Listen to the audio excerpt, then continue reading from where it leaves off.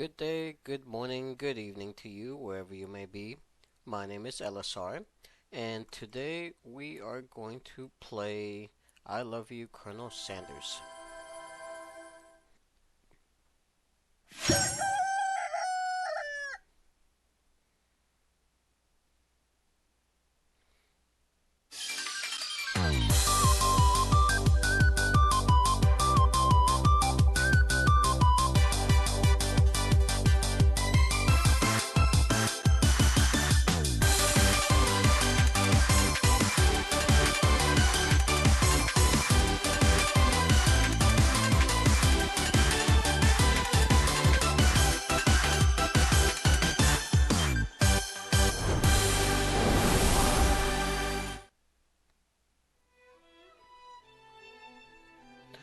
Alright, so today we are going to play I Love You, Colonel Sanders, a finger-licking good dating simulator. Now, I know I am a little late to the party, but as I've said in the last video, I've been busy with a bunch of stuff and just haven't been able to get around to playing as many games as I would like to. So today, we're gonna play this, and this is what is commonly known as a visual novel. For those of you who are unfamiliar with visual novels, they are essentially stories that you can read. Um, I know a lot of JRPGs, when they tell the story side of their game, usually use a visual novel format. If you're familiar with games like, I believe, Root Letter, and any of the Danganronpa games, except for Ultra Despair Girls, all of those are visual novel games. Um, Nurse Love Addiction, I believe, is also a visual novel. There's a lot of them out there, and they're popular in, obviously Japan. And so that's why, this came out as a visual novel. So anyway, let's go on ahead and start, and we're going to go with a new game.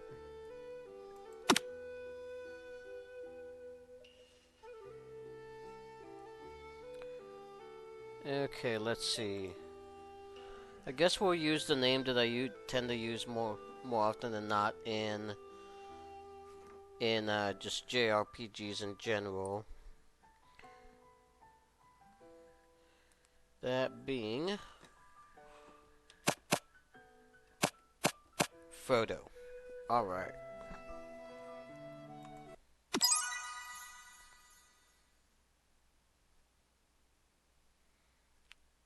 And of course, there's biscuits and fried chicken. I hate to think there wouldn't be.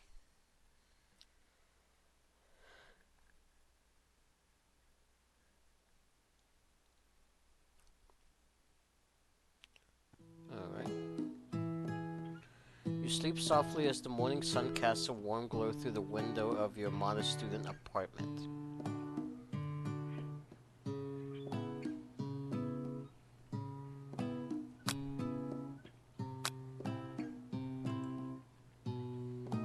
The world is peaceful and serene. You could stay in the moment forever.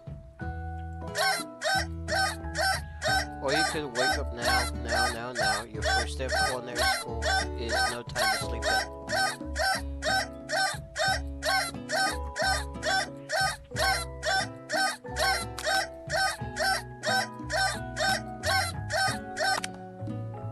Alright. Lying in bed, you stare at the ceiling, thinking about everything that awaits you at the prestigious University of Cooking School, Academy for Learning. Alright?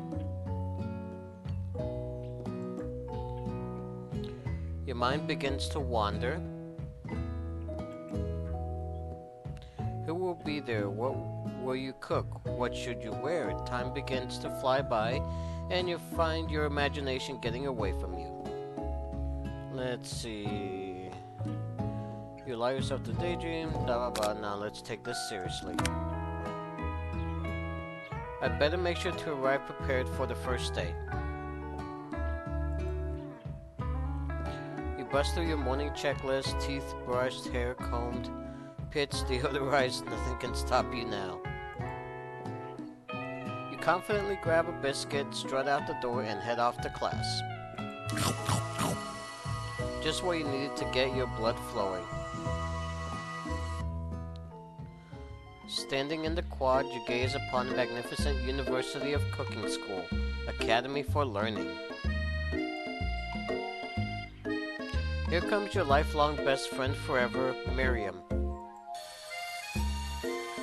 She's the most adorably awkward person you've ever met, and you absolutely love her for it. Good morning, Frodo. Are you excited for the first day of the rest of our lives? Actually, because I sure am. Excited, a little nervous. Okay, a lot nervous. What the... It's just that this morning I made breakfast for myself, but, well, when I ate it, I couldn't taste any love in the food. What if I'm no good? What if I fail? Classic Miriam. Raised by Master Chef parents, she's always held herself to a very high standard. Ever since we were little babies playing together, and you rescued me from that quicksand box, it's been clear to me that you're the most loving, caring person I know. You're going to do great. But with University of Cooking School, Academy for Learning's famous 3-day only semesters... 3-day only? Jeez. I'm afraid of being left behind and never catching up. A sweet girl, Miriam, has always had a flair for the dramatic. This summer she got so nervous about her first kiss that she chipped a tooth practicing on a mannequin. What? Should you pep talk her or change the subject to give her some relief? Let's pep talk her. Remember last month when we saw that fortune teller and had our tarot cards read? The lady with the mask who gave me nightmares. I've been trying to forget. I know she looked spooky, but she was so sweet, and she told you that you were destined for great things. Remember that card with the fancy-looking tower, and that other card featuring the handsome fellow in the red suit? I've been waiting for so long to meet a handsome fellow I could call my own. And I'm sure you will soon. In no time we'll be graduating, and you'll be delighting the world with your heartfelt cooking in no time at all.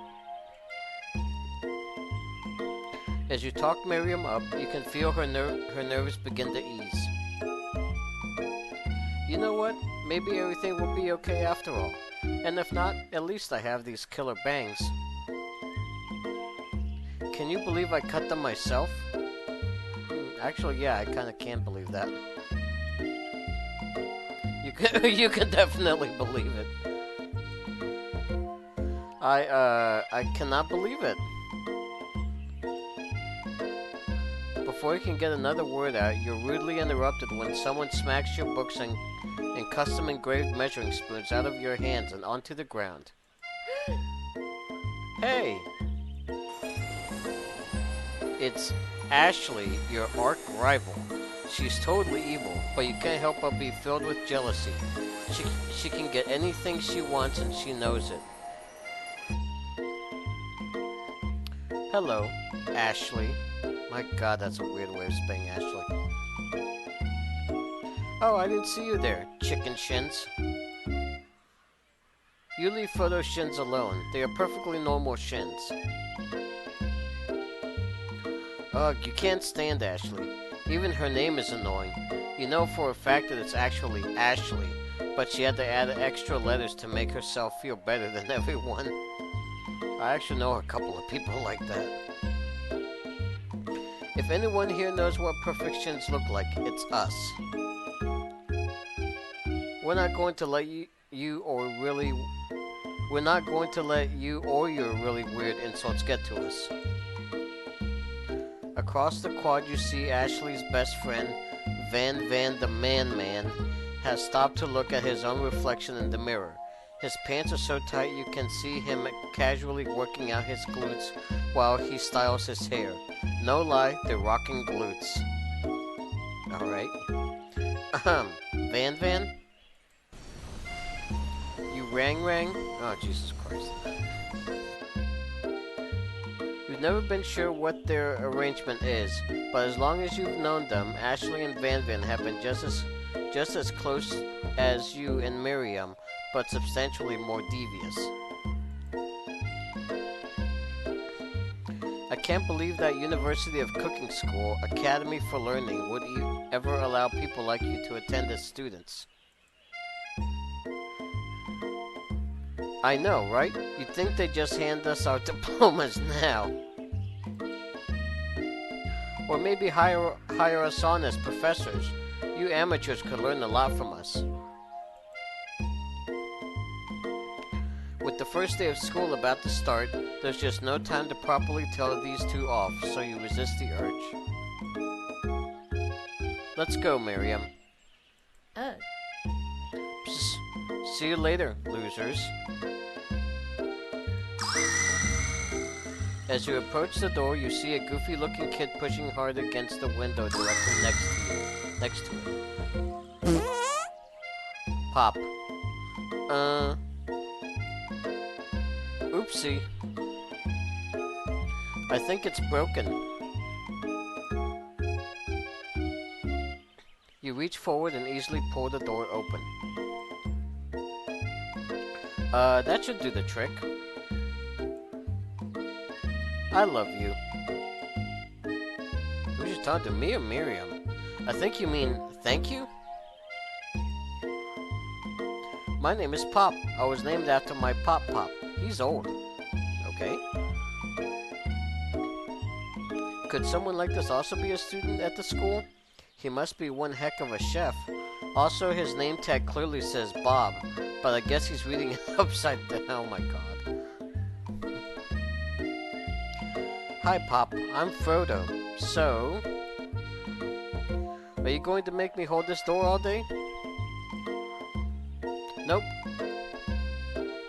And with that, the young man walks into the building ahead of you. Aww. Is it just me, or is he kind of cute? I think it's just you.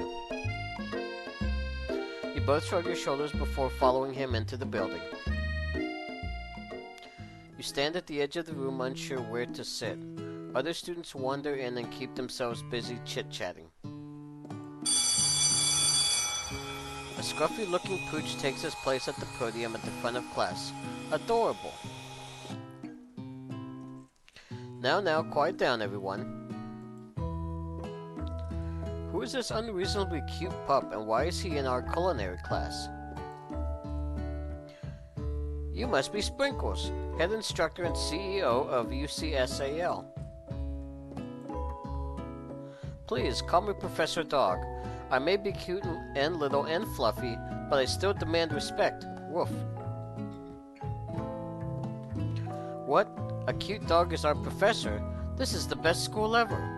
I guess only a dog's nose is capable of picking up all of the nuances of fine dining. And what's next, a killer teddy bear? Out of nowhere, wind begins to rush around you as a swirl of cherry blossom petals fill the air inside the classroom. I'm chilly. Someone close the window. And then he walks in. Dun dun dun. You're immediately swept up in the aura of this new student and his remarkable goatee. Who knew anyone could be so handsome? Time stands still. It's him. It's... If it isn't my favorite student, Harland. Colonel Sanders interrupts Sprinkles. Sorry, Professor Dog, before he can finish his sentence. Please, call me Colonel. Colonel Sanders. A hushed murmur rolls through the classroom as Colonel Sanders walks down the aisle of desks. Suddenly, the room is sweltering. Sweat begins to bead across your brow. You feel like everyone is looking at you, and you're not entirely wrong. And this over here must be Sweaty Sweats a Lot. Aha! Maybe we should open that window back up before Faucet Pits melts into a puddle and evaporates entirely. Hold on just a second. Nobody talks to my friend like that. You two both know my name. We were in the same kindergarten class. And what is it with all your really weird insults? Besides, when Frodo sweats, it's not gross. It's beautiful. Look at all that shimmer. You take a moment to clean yourself up. That's pretty much all you can do. It's a good thing you didn't forget about that deodorant this morning. This classroom is hot, hot, hot. Frodo. Professor Dog steps in to settle the class down and set some ground rules. Welcome to University of Cooking School, Academy for Learning, the greatest culinary academy in the world. The birthplace of culinary legends past, present, and future. Many challenges await you. There will be tears, there will be blood, there might even be really adorable tiny food. And when all is said and done, there will be a battle. You will lift your sporks and compete in the broom cooking arena. Just then, another student enters the classroom and interrupts the professor's rousing speech. Hi, guys. Sorry I'm late. I hope everyone had a good summer. I really miss... Quiet. Late to class is bad enough, but interrupting my monologue? You're on the fast track out of here, young man. Are you sure you're even in the right place? Don't you recognize me? This is my third year in the school with you as my teacher. Everyone stares at him blankly. Does no one remember me? You're expelled if you utter one more word before I finish. Damn, dog. Jesus Christ, that's harsh. Let that be a lesson to you students that tardiness is unacceptable. Even Clank made it here on time, rolling halfway across town on his tiny wheels. Who? You turn to see the student Sprinkles is referring, who appears to be some sort of industrial kitchen appliance. Oh my god. If this game couldn't already get any weirder. Bzz, we're... The class bursts into laughter. Oh, Clank, you rascal. Sprinkles walks in the classroom as everyone stands in silent obedience. When he gets to you, he lifts his nose into the air and takes a deep sniff. Your diet is lacking. Based on what I'm picking up here, you definitely need a multivitamin. You should be taking better care of yourself. You've never had a talking dog as a teacher before, but Sprinkle's reputation for being smart but tough is well known. You decide to try and butter him up by giving him a treat from your pocket, but what kind? Let's give him a chicken snack. You reach beneath your apron and return with a chicken snack in your hand. Sprinkle's eyes go wide as he locks onto it. His favorite. Well, I think there might be some competition for new star student. The furry professor immediately devours the snack, leaving your hand slick with a coating of warm doggy drool. Gross. You see the other students eyeing you jealously, but pay no mind to them. If they wanted to succeed in life, they should have learned the importance of carrying a range of dog treat flavors on them at all times. Of course, doesn't everybody carry dog treats in their pocket? Settle down, young chefs. Take your seats and prepare to have your minds open to the amazing possibilities of culinary creation. As everyone rushes to claim their favorite seats, you're left standing at the front of the room. Only two options remain. Hey, Frodo, there's still a seat here. It seems that no one has claimed this seat next to me, if you're interested. Two good options, but which will you choose? Sit by best friend or Colonel Sanders? You know what? Let's go with Sanders. You move to take your seat by Colonel Sanders. It appears he brought no books, pens, or pencils. However, his perfect upright posture shows off a seriousness that makes you confident in his desire to learn. Thanks for offering me this seat. I've only had two rules. Do all you can and do all the best you can. It's the only way you ever get that feeling of accomplishing something. That's so inspiring. A little off topic, if you ask me, but okay. As soon as you've settled into your seat, the professor makes an announcement. Think fast, it's time for a pop quiz. Yay, a quiz about me. That was bad. That was a really bad joke. This incredibly important and surprisingly short quiz will tell me if you are ready for life at culinary school. Keep your knife sharp and your focus sharper. Here comes question number 1. If train A is traveling to point B and train B is traveling to point A, how important is it to wash your hands? What? Hold on. If train A is traveling to point B and train B is traveling to point A, how important is it to wash your hands before cooking? Extremely. That's right. Forest is to tree as chicken is to feather?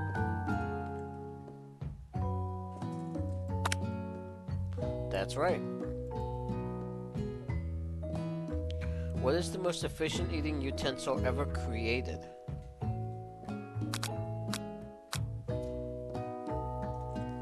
I'm gonna go with spork. That's right. What food is best for a broken heart? Anything as long as it is prepared with love and not too much salt. Camel meat, a pancake that looks like a silly face. I'm gonna go with this one. That's right.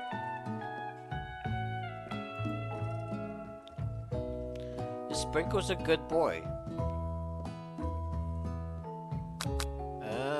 Yeah, we'll go with this one. He's a talking dog who teaches at culinary school. He is the best boy. That's right. Good. Your total score is perfect score, 5 out of 5. Alrighty then. Well, be honest. Did you cheat? You look up to see that Colonel Sanders has been watching you tally your score. He's impressed. I know we just met, but I have to confess. I think you have a beautiful brain. Well, thanks, Sanders. Hot diggity, Frodo. You just scored some major Colonel Sanders points with that performance. May I have your attention, students? I have an important announcement to make. Now what? Time? Really? Time for lunch? Okay. That was the important announcement. Wow, the cafeteria is as nice as any restaurant you've ever eaten at. It makes sense that a school dedicated to cooking would also be serious about eating. Right? A delicious fragrance waves through the room and tickles the end of your nose. Your mouth waters. Do you smell that? That must be our lunch. It smells crazy good. Everyone, can I have your attention? Is it about lunch? No, I just wanted to apologize for my tardiness. You see, I was... Howdy, folks. I'd like to make an announcement. Oh, geez, Sanders, come on. He was trying to say something. Hey, I was... It's about lunch. Everyone cheers, because of course they do. But I... Shh. Lunch, lunch, lunch. She said, shh. In honor of the new semester, I have prepared something special to share with everyone for lunch. Aha! That must be the smell I smelled. Indeed, that smell. You hold your breath, waiting to see what food this mysterious student has created. You've heard that he's very talented, but were the rumors true? Is this? Colonel Sanders lifts a large bucket above his head. Its contents glimmer in the light. Piled high are huge pieces of chicken, breaded and fried to a crispy golden finish. The aroma envelops you, and you begin to feel warm and safe. Colonel Sanders has filled a bucket with chicken? What a novel concept! Your stomach begins to grumble, as if to say, stop thinking and start eating. For years I've been developing a secret recipe for the perfect fried chicken. By my calculation, nothing less than 11 herbs and spices are required to achieve the perfect balance of flavors. You look around and notice that every other student has a pen and paper and is scribbling notes as fast as they can. But that's all I'll say about that. What, you think we want your stupid secret recipe, dude? Pshaw. Nah, my dude. Nah. I'm just, drafting the last will and testament in case, one of those ingredients is, poison. Got him. He looks around nervously to see if anyone else is laughing at his sick burn. I don't know if I'd call that a sick burn. You wait to see what Zinger actually has prepared to follow up, but she suddenly takes a different approach. Yeah, and I was just, like, writing in my diary. Dear Diary, today I smelled something beautiful. I knew at that moment that only the hands of a true gentleman could fry chicken so tender. You see her body language change from bitter and evil to sweet and innocent as she slides closer to Colonel Sanders. She realizes that he is destined for greatness and fame with cooking skills like this. She wants him all to herself. Van Van, oh please. Well, Van Van, the man, if you don't want any, I'll take his. Whoa, hold on. I mean, I guess I'll try it. He takes one bite and his eyes grow wide. He starts contorting his face as he tries to hold in his pure exhilaration and act unimpressed. Easy now, there is enough for everyone. Please, my fellow classmates, dig in. You take one of the pieces of fried chicken out of this bucket and sink your teeth into it. It's amazing. Tasting Colonel Sanders' food transports you to another dimension. Alone with your taste buds, gripping a drumstick in your hand, you float weightlessly. Focus your mind in and meditate on this moment. Try and identify every flavor. Savor the moment and everything that it tells you about Colonel Sanders' culinary heart. Swim toward the light. Let's go with this one. You let the food rest in your mouth and focus on it, scrutinizing every flavor. Salt? Maybe. Pepper? Too obvious.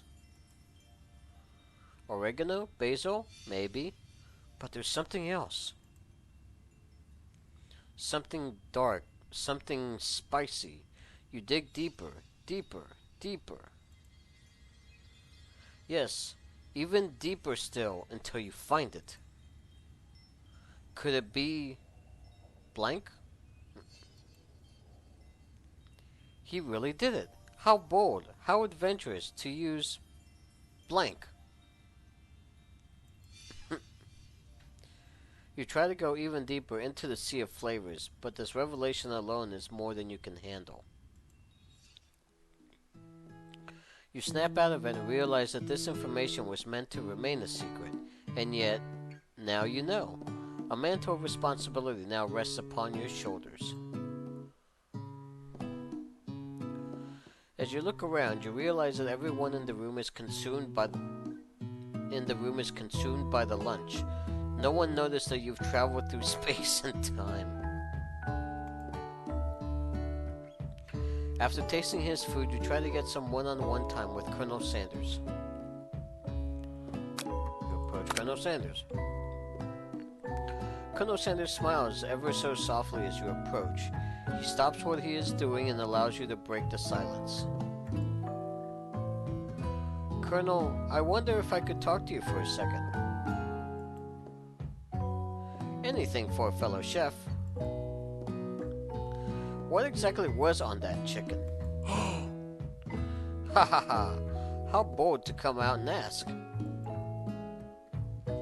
It's an idea I had for a new combination of flavors that will make me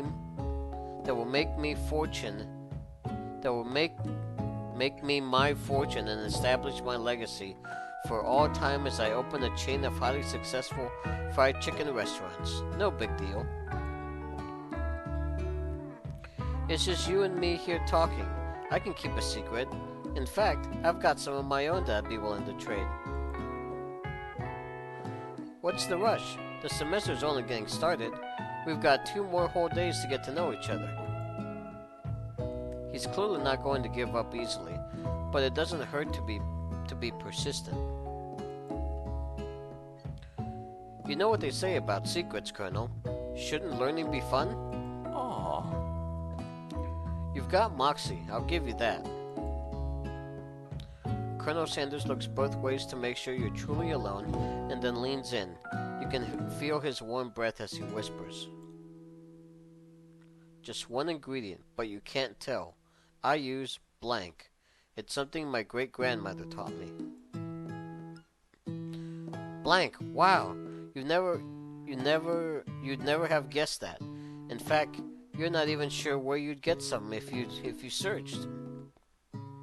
And blank definitely isn't the flavor you tasted before.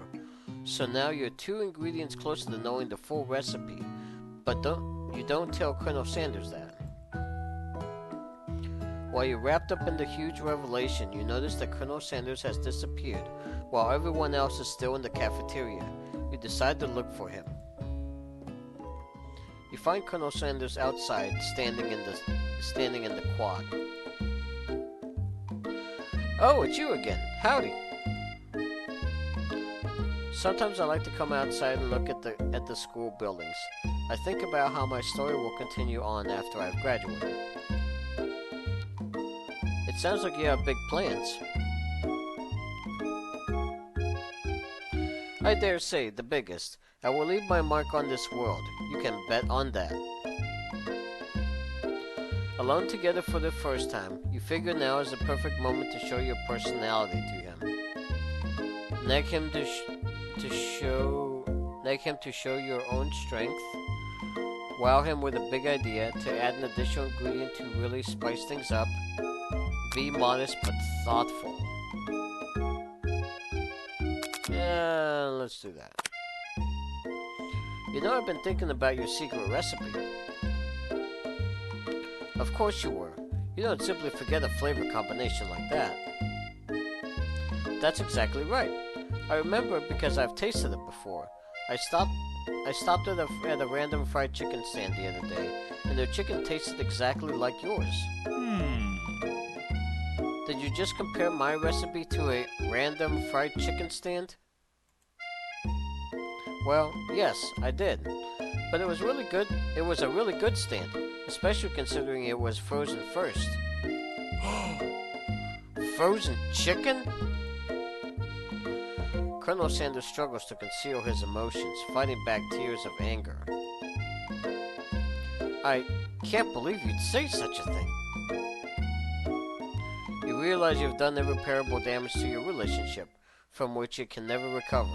He's hurt. How could you?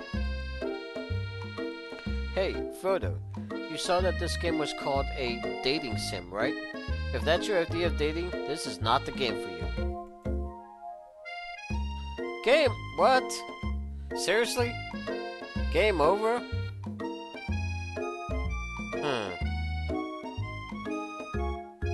Wow, that was quick. I guess try again? Let's see where it's going to take us. Or how far into the game it's going to take us, rather.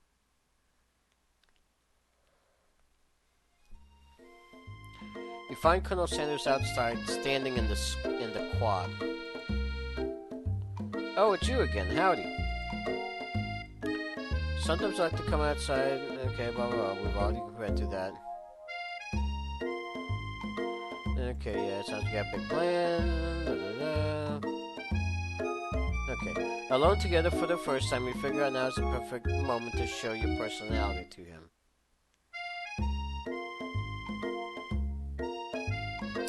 Okay, we're gonna go with this one. Be modest but thoughtful. Well, I just wanted to tell you that I really enjoyed your food. Now you've got his attention. The flavors were complex but comforting. The interplay between salty, savory, and peppery, it was perfect. I appreciate the compliment, Frodo. I'm sure you'll be a big success. I know we've only met today, but I'm starting to get the same feeling about you. We should head back inside. The next lesson starts soon. You step into the massive cooking arena, where the afternoon lesson will take place. Each student gets an oven and all the tools and ingredients they could need. Look at this place. It's magnificent. Finally, we get to show our stuff. Wait a second. Oh no, we have to show our stuff. What if I totally blow it?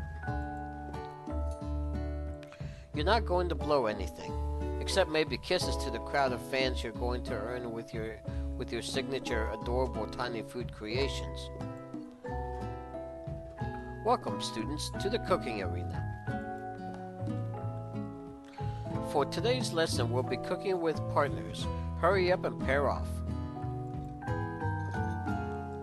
Naturally, Miriam looks over at you, but unable to control yourself, you pounce on Colonel Sanders. Hey, Colonel, would you like to tackle this lesson as a team? A team of two, that is.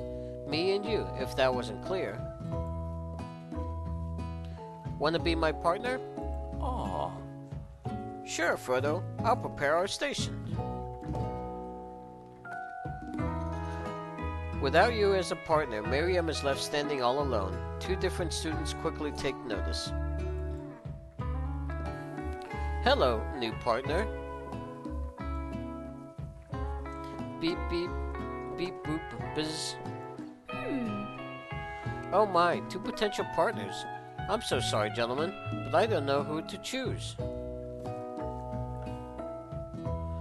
It looks like you'll have to pick for her. Friend duties can be a little awkward, but that's the price you pay for not being alone forever.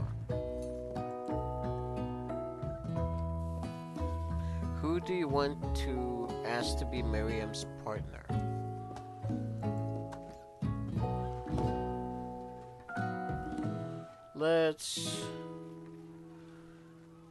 You know what? Let's go with Clank for shits and giggles. Sorry, Pop, but I think Miriam will be partnering with Clank today.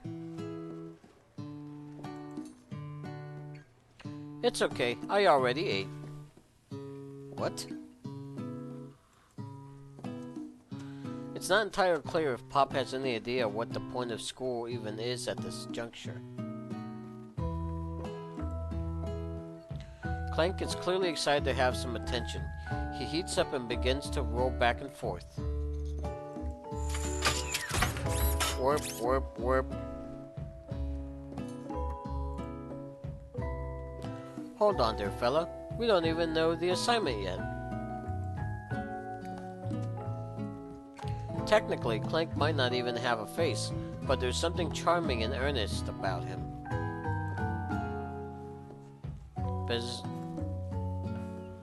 Tissue? I hardly know you. Ha ha ha. I don't know. I don't know what. Yeah, I don't. Yeah. Clank judders and the panel shakes loose. Get the impression that this is a sign of affection. Okay. Looks like you two will be fine. Yes. Yes, it does. Now it's time to focus on your own cooking classwork. Alright, you two. For today's lesson, we're going to keep it simple. Pick a basic dish and divide up the steps. No chef is an island. It takes 2 flints to make a fire. You get the idea. Which dish do you suggest to your partner, Colonel Sanders? Steak tartar seems easy enough. It's fancy and you don't even need to cook it. Using octopus will blow Colonel Sanders' mind. Your grandmother's mashed potatoes and gravy.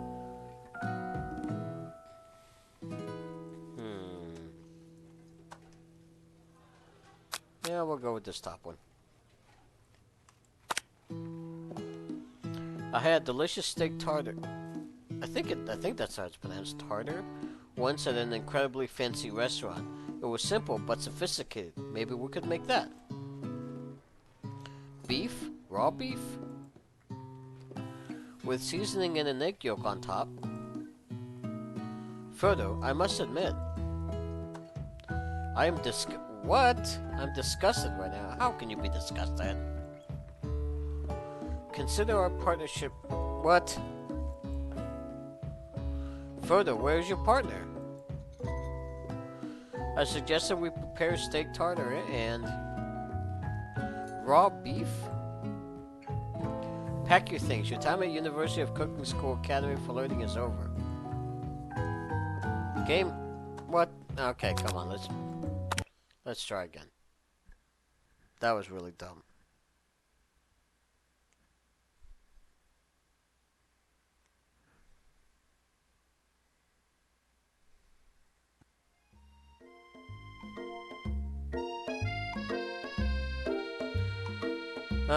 Okay, we're gonna quickly go through all this.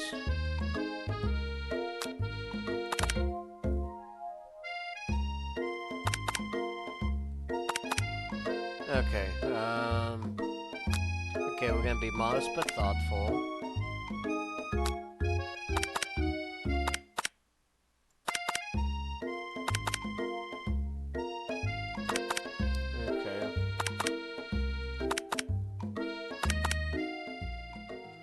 Okay, so now we're back in here.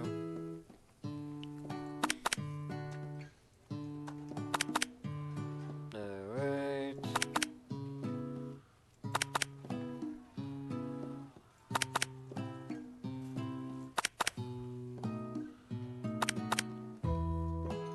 Aww.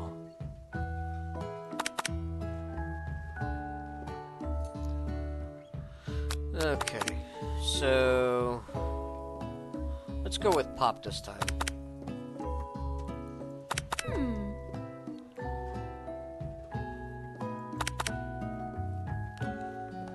Alright.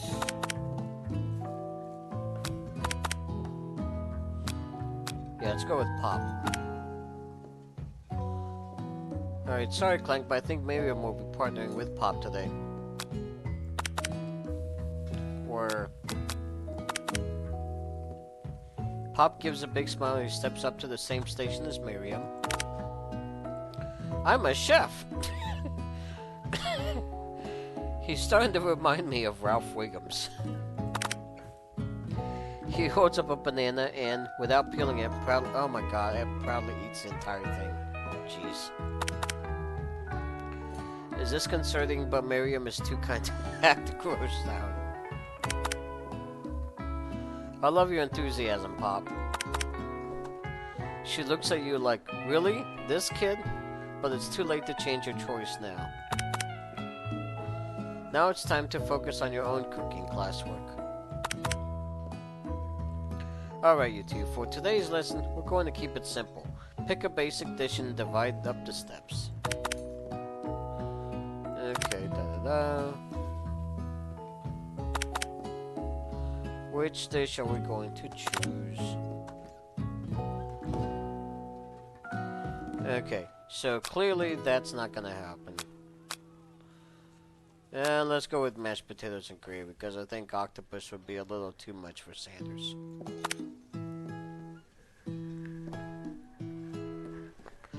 I've always been something of a down-home chef. I was thinking we could make something warm, inviting, comforting.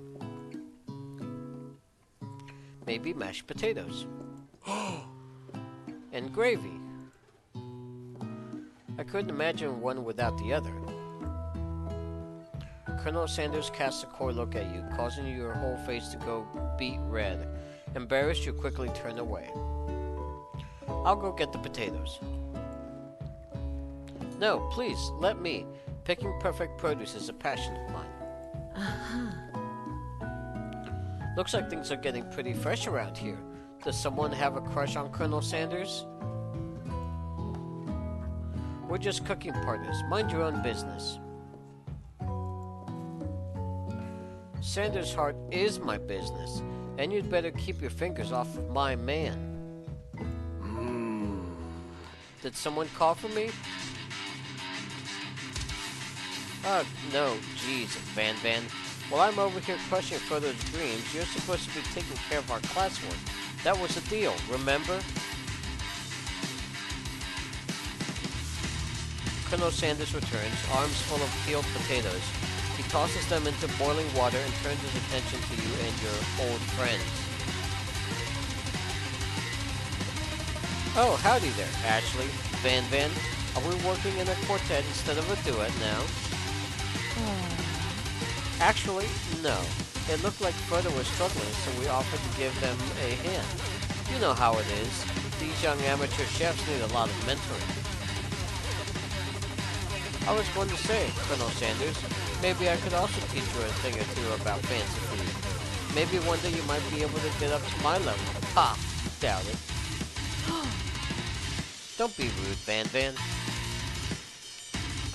Personally, I have no doubts whatsoever about Colonel Sanders' ability to concoct creations worthy of admiration.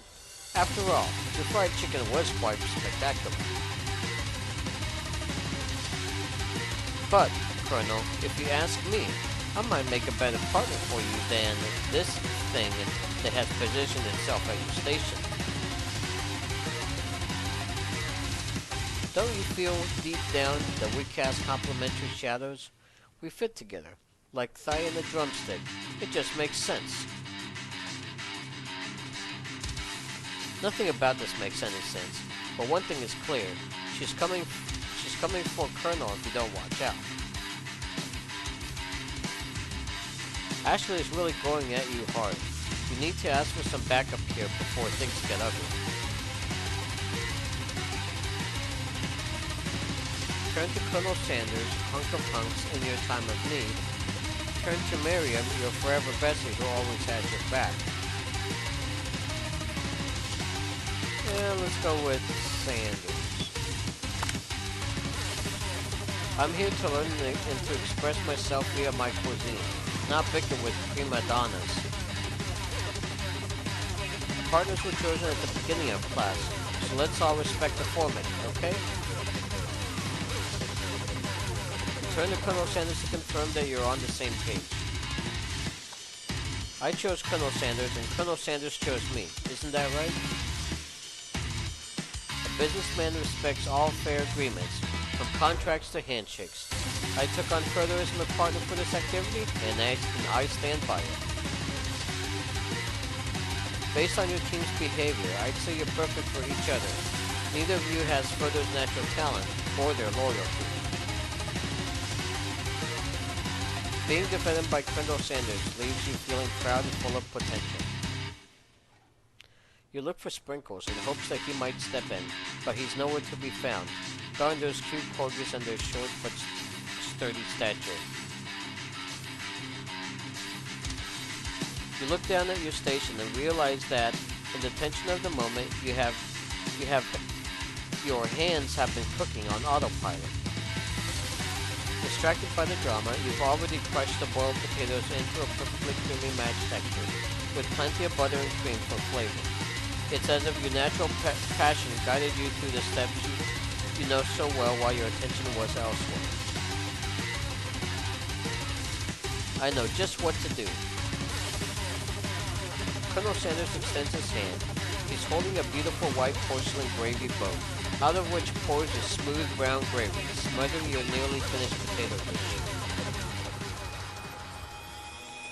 Gravy flows down the mound of mashed potatoes. The results look spectacular. Granny would be very proud. Colonel Sanders holds a spork out to you. You reach out and grab hold of it, but he doesn't immediately let go. The two of you stand holding the same spork, and, for that small moment, all of the madness and pressure in this crazy world stops. Your eyes lock, the moment is electric, time stands still. If you love something, set it free.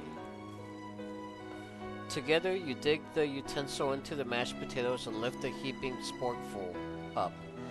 When you see Ashley with a sinister look, you know she's plotting against you to be with Colonel Sanders.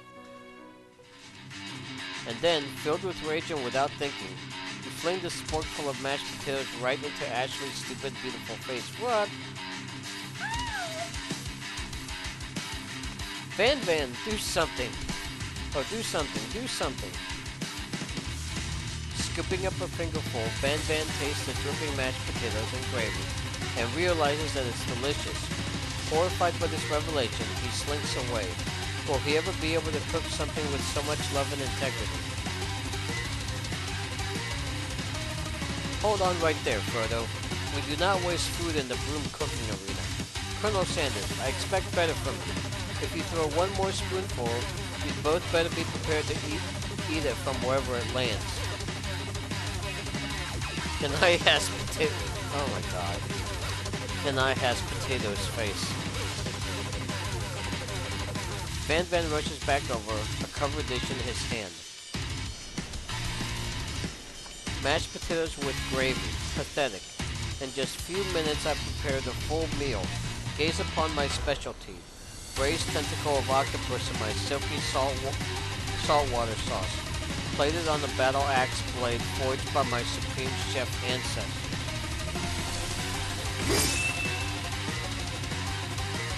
You've ignored me for too long. That ends now. It is I who will have first bite, and you will all look on with envy.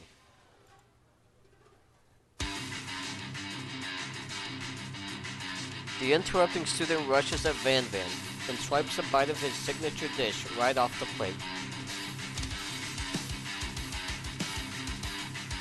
No, don't! Something about this dish doesn't strike my nose quite right. I think the octopus was rushed and may have turned in the process. The results could be toxic. Too late. It has been eaten. I think I left something in the oven. I don't feel so good. It killed... Oh, jeez. It killed him. Damn. That's dark. Everyone, step back. Don't take another bite. When you look back at the plate, the rest of it is gone. You notice the tip of the tentacle being slurped up in Pop's mouth. Pop winces in pain for just a moment, then is almost immediately back to his oblivious self. Oopsie. Tastes like poison. Okay. I'm assuming he's Talking from personal experience. The entire class has gathered to watch Pop's final moments. Shock has frozen the whole crowd. They are as motionless as statues. The class bell rings, disrupting the moment and snapping everyone back to reality. It would appear that Pop's enthusiasm for trying new things, despite obvious danger, has inoculated him against poisons of all kinds. I'm not sure the professors here make enough money. Hello? I just turned into a ghost over here. Ghost of student. Seeing that you're shaken up by that really annoying student and all his nonsense, Colonel Sanders approaches you. I'm sorry you had to go through that. Please, let me walk you home. By all means. What? Like, for real? Oh, come on. You follow Colonel Sanders out of the room. At night, the school building has taken on another vibe entirely. It's dark and more than a little spooky. Colonel Sanders stands in the quad's neon glow and speaks softly. Those mashed potatoes you made in this class today. Before you go on, I want you to know they're not a great representation of my skills. I didn't even realize I was making them. They were amazing. Tasting them, it reminded me why I became so passionate about food to begin with. Colonel Sanders is getting choked up. Cooking is obviously important to him, in a way that you find inspiring. Now might be the perfect time to tell him you're developing feelings for him. Colonel Sanders? Yes, Frodo. There's something I need to tell you. Aha! Hold it right there. Oh, jeez, this guy again. There's something I need to tell you first. Oh, jeez. I was going to say the same thing. You see, when I was just a boy, I had a dream that one day I would be the greatest chef the world has ever seen. And every day since, I have been working toward that dream, day and night, never stopping, never resting. Also, lifting a lot of weights, like so many weights. We should follow our dreams with all of our hearts, that our souls may grant them like wishes floating on a shooting star. Hey, no, you... Shut up, I'm the one here to say inspirational stuff and be the star of the story. Are we forgetting that your cooking literally killed the guy? You can't prove that. I also saw you kill that guy. What was his name? Somewhere in the distance you hear a long, sad sigh. It's the ghost. Forget him, we're talking about me. Me. I'm the hero. Spork Monster. The Spork Monster is here to fight a hero. What the hell?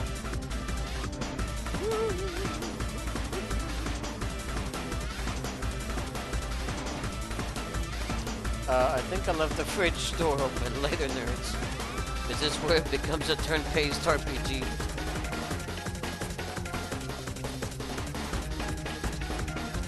How dare you threaten me just as I was letting down my guard and connecting with another ship on an emotional level? Be afraid, be very afraid of me, because I'm a monster, see? Is he rhyming on purpose, or is that just a coincidence? But before you can discuss syntax any further, it's a turn-based fight. Oh my god, and I just said it too. Is this where it becomes a turn-based RPG? It's a turn-based fight sequence. What will you do?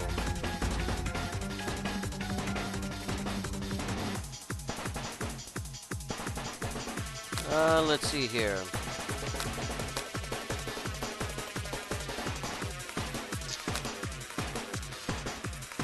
Guess let's defend first.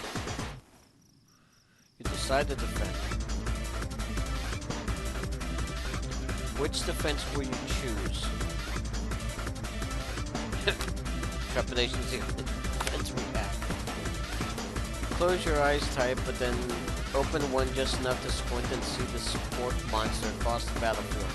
For some reason, this makes you feel more prepared for what comes next. The support monster goes on the attack. They spit hot gravy at you. You take 1 damage.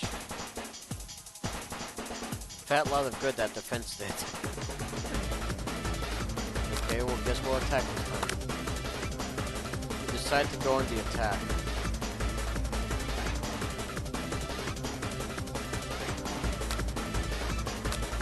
Let's cook with love. Cook with love does 1 damage. Spork monster won't forget this. Spork monster focuses their mashed mind and draws in energy from Mother Earth itself. They grow larger and more intimidating. How will you respond?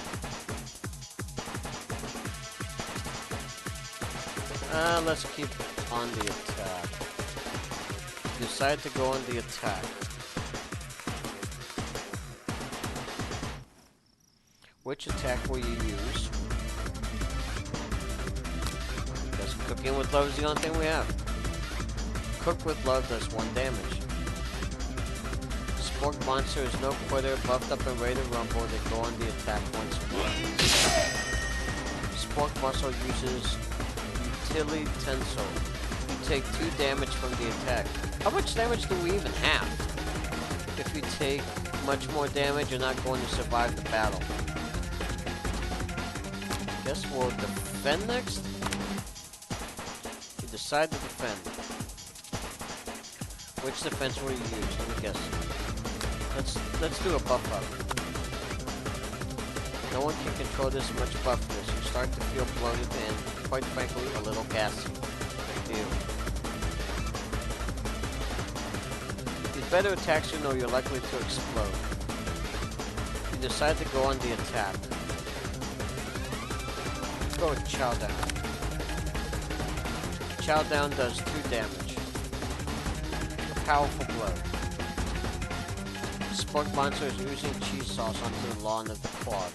Wonder who is going to have to clean that up. Feeling vulnerable, Spork monster prepares for its ultimate attack. Grounded Edge. Vile villain, your reign of terror stops here. Colonel Sanders summons the energy of 1,000 chickens. Pot Pie Power Pinch. Pot Pie Power Pinch does 10 damage. Because of course it does. Spork monster is defeated. So in total he had, what, 13 health? You saved me! An injured Spork monster spews steam into the night.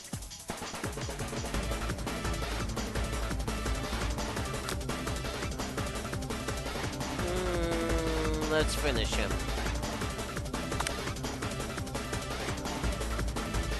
No student will ever walk the quad in fear again. This monster messed with the wrong shot.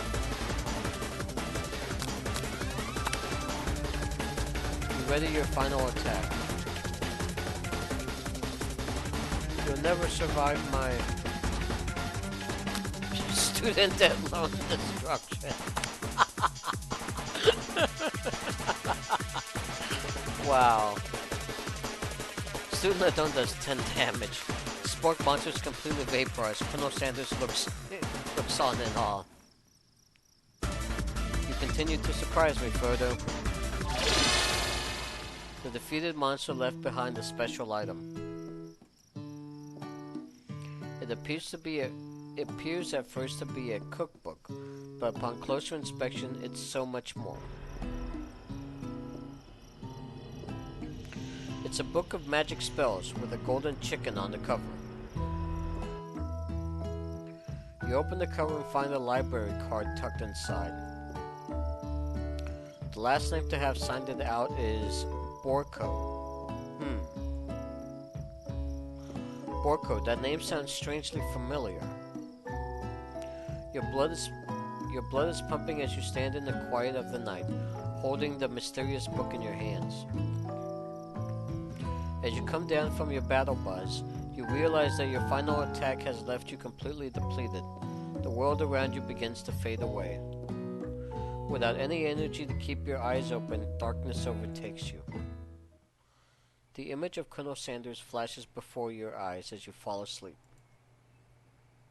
He must have helped you get home. In your tired state, you don't know if you could have made it without him. What a guy. You want to thank him, but you don't have the strength to utter a single word. You feel your covers being pulled up over you as you are tucked in tightly. Good night, my Colonel. In your dream, you're together with Colonel Sanders. For some reason, Sprinkles is also there.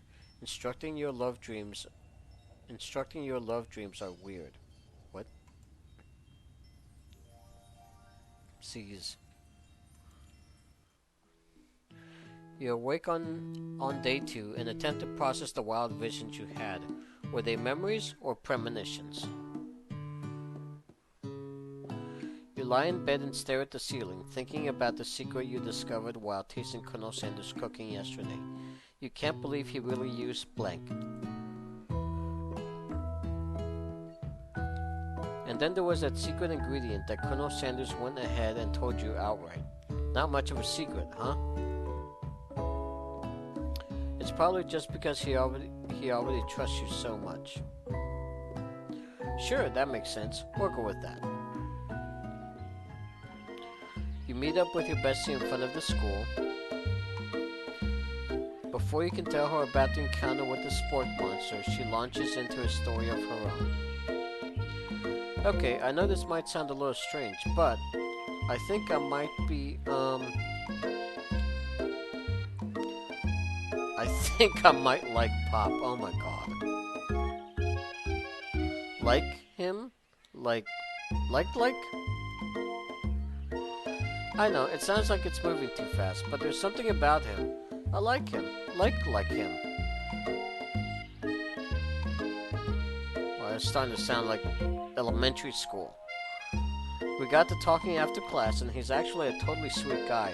Not only that, but he's really smart. He told me all kinds of stories about Colonel Sanders. How does he know Colonel Sanders that well? Did you know that Colonel Sanders enlisted in the army when he was only... What? When he was only 3? Jeez. Not only that, but he found a special unit of super soldiers who all wear the same hats just because he put a hat on one time and thought it looked cool. But Colonel Sanders doesn't even wear a hat. He wears a ribbon tie. Either way, maybe it'd be best if you took it slow with this new boy. Like I am with Colonel Sanders. You and Colonel Sanders, the coolest guy in school. The most famous student to ever attend University of Cooking School Academy for Learning. You're a thing now? We definitely connected yesterday. Aha! Sure you did. You're great. Why wouldn't he be into you? I guess. Laughing at the implication that you and Colonel Sanders might be a thing is definitely not cool. You are great. You have an idea about how to prove that your love is real. Well, if he's not into me, why did he tell me one of his secret ingredients? However, you don't tell her that you know a second ingredient too, which you discovered on your own. Your bestie's eyes light up. A secret ingredient. Yeah, I just said that. A secret ingredient. Is there a dramatic echo in here? Miriam checks to make sure you're alone before continuing.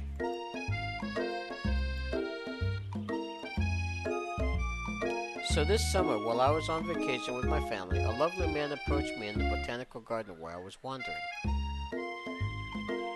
This can't be good. He told me all about his passion for spices. Secret spices.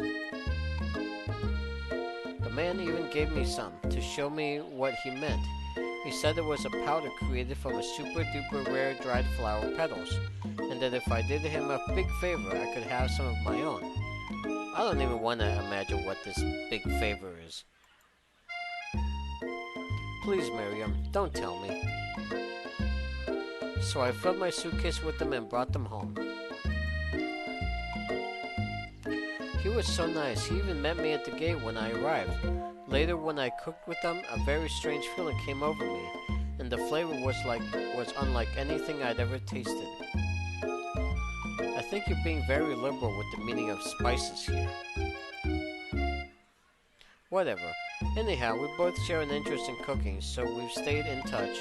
You know, like pen pals. I bet he would love to know more about new spices. Well, I'm definitely not supposed to share Colonel Sanders' secret recipe. And besides, I only know the one ingredient, so I doubt it'd be much used to anyone. Please, please, please.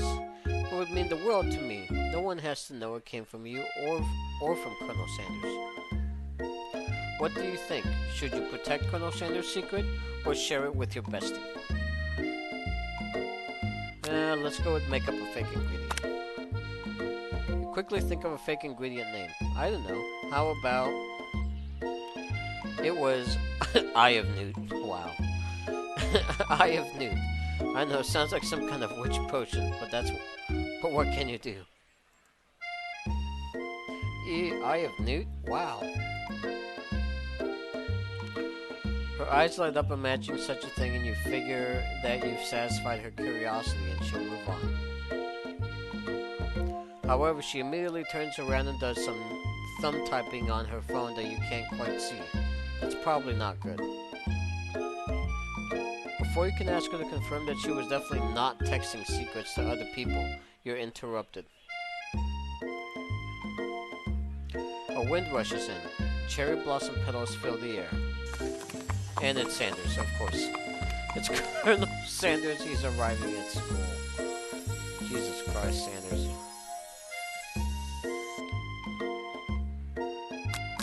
Stand back and admire his majestic glory. Colonel Sanders' horse is truly a thing of beauty. Without ever acknowledging that he's being watched, he does a short horse dance before dismounting with a flourish. He then slaps the beautiful creature gently on its rear, sending it running free into the countryside. You are so struck by the sight of him that you lose the ability to speak coherently. Oh, I didn't realize anyone was watching. Don't worry, he knows his way home. You attempt to compliment Colonel Sanders, but the words don't come out exactly right. What a horseful beauty you have. I mean, what a horseful beauty you have. Dang it, that's what I just said. Being a good friend, Miriam attempts to cover for you. Oh, Frodo just gets really nervous around people they like. What? This is not helping. I mean, they got food poisoning and were up all night. It was gruesome. You should have seen it. She gives you a wink and a smile as if to say, situation handled. Can't blame a girl for trying. I guess. And with that, Colonel Sanders disappears into the school, leaving you and Miriam to follow. When you enter the classroom, you can see your two rivals, Ashley and Van Van, are doing something bad. By the way, they're hiding. You know it must be really bad. I'm really curious who this guy is. Alright.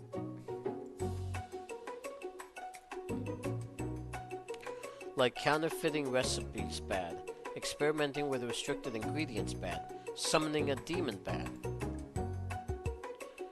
You try and get a peek over Van Van's hulking shoulder, but he sees you coming. Whoa, there, little one. I'm not sure you're ready to handle this. Why don't you make like a bee and mind your own wax, honey?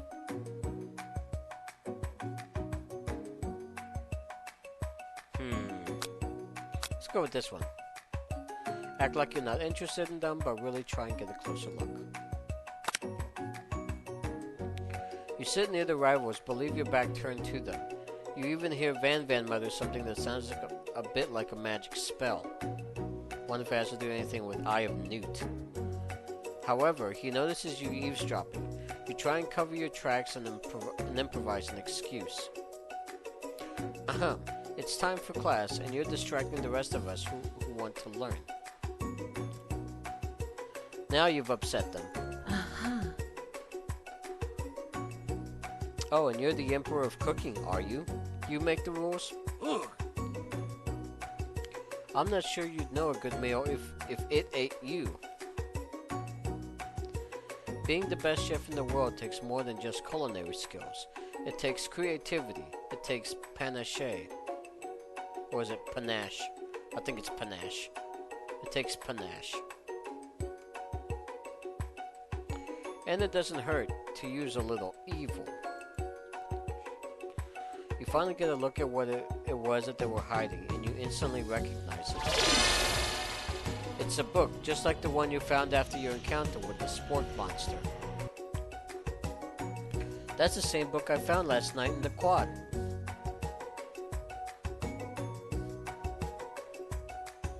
Ashley immediately elbows Van Van, who hides the book behind his back. I don't know what you're talking about. That book is a family heirloom and its contents are secret. You notice that they haven't just been studying the book. They've got Pop pinned to the wall and they're tossing potato skins at him as he tries to catch them in his mouth. What the hell? We're playing, hee hee. Before you can dig in any further, you're interrupted by the arrival of more students. It's almost time for class. Beep, beep. Clank must be running late. He's in such a hurry that he rolls right over Van Van's meaty foot. Ugh. Hey, watch it, you bucket of bolts. You watch how you talk to him. He didn't do anything. Bzz, womp. Who do you think you're talking to? I've never heard such language, not even from a stand mixer. Womp womp. No, your mother was a stand mixer. Worms. Van Van jumps to attack Clank, but Clank shocks Van Van, sending him flying across the room. Protect me, Colonel Sanders. These crazed men are about to come to blows. I think it must be over me. I'm not interested in either of them.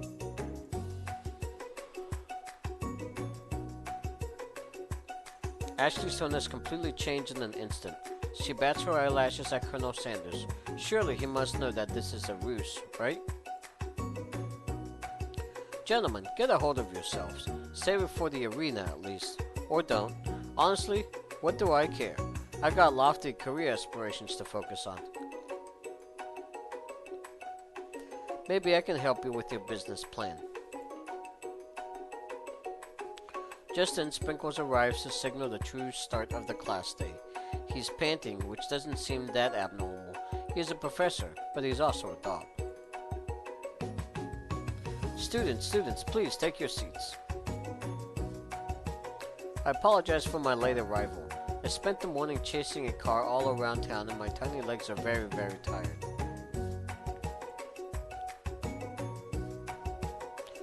But I'm here now and I hope you're ready to learn. Rub his furry dog belly. He loves it. After he catches his breath, Sprinkles regains control of the classroom. Without further ado, we'll review the global history of my favorite fowl, the chicken. You want to pay attention to the lesson. Truly, you do. Which is why in 1776, at the signing of the Declaration of Independence, It was a chicken who first signed their name. They first signed their name. But you can't help but daydream about Colonel Sanders, and you miss most of the important parts. When you come to, Sprinkles is holding a tray of food in front of you. Well, Frodo? Naturally, this appears to you to be a sample platter. Which items do you want to sample?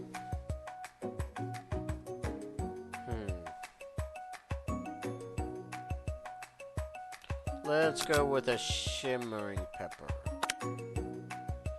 A brightly colored pepper stands out from the other items. It sparkles in the most eye-catching way. So naturally you reach out, grab it, and eat it right away. However, your body is not prepared for the heat. Oh god, another universe trip. The pepper has triggered an intense spice hallucination. It feels like forever as you trip through the universe.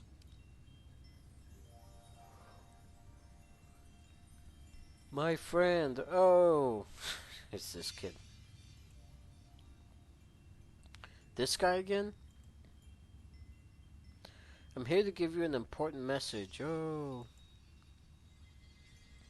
You must avenge my death and fulfill your destiny. All you must do is... Cough, cough. I was saying, to fulfill your destiny, all you must do is... Cough, cough. Sorry, I think I still got some spice stuck in my throat. It's fine. I'll work through. Cough. To fulfill... Cough. The prophecy. Cough, cough. You must... You feel yourself begin to regain consciousness. Aw, man. You come to and find everyone is staring at you. That pepper was the last of its kind on Earth, and now it's gone forever. You think to yourself, geez, I should pay better attention. We all make mistakes. I'm sure he'll forgive you someday. Come on, it's time for lunch. Before anyone can relax, the cafeteria lights dim. And your rivals enter to make a dramatic announcement. Today's lunch will be prepared via time competitive cook-off. The level of theatrics with these two is off the charts. Step up and tell them you're on. A bit of lunchtime competition, eh? Count me in. If I have to whip the table with you fools before I set my lunch down on it, then so be it. I'm not the fool, you're the fool. Fool. Good one, Van Van. I like your gumption, Frodo. I'll be watching your performance.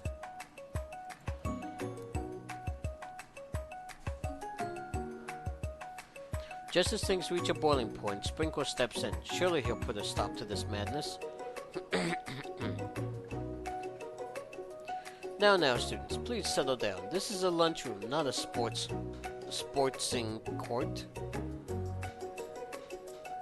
Finally, a little sense. You breathe a sigh of relief. At least not until we turn on the timer. Just then a huge light blasts you in the face, flashing the words, "Timer ready." That's what I'm talking about. Aroo. I stand corrected. The hard way builds solidly a foundation of confidence that cannot be swept away. And that's an original quote by me, in case anyone was wondering. I hope its message lifts you to victory. Like a diamond, I was formed under pressure, and now is my chance to shine. I will defeat you myself. You had this chicken and you made mashed potatoes and gravy on day one, and you're feeling like you can really impress him again here. It's time to boil some water for the potatoes. Think fast. If the timer runs down, you'll be forced to pick randomly. What temperature does water boil at?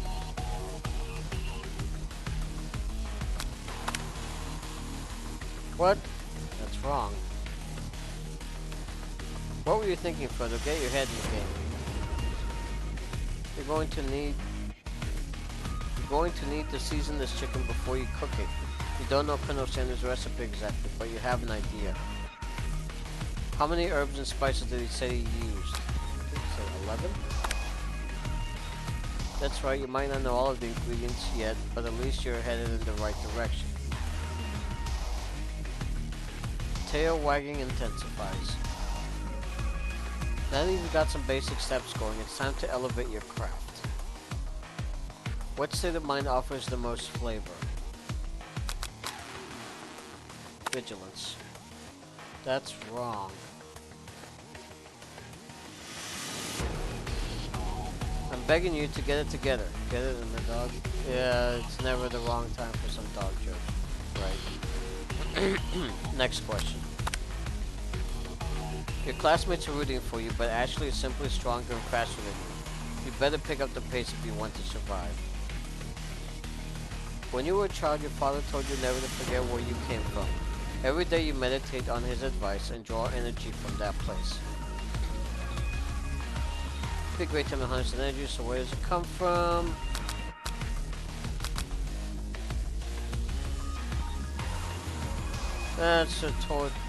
That's a horrible time to start forgetting important things. Can you possibly recover from so many wrong answers? Nope. Game over. Let's try one more time. Let's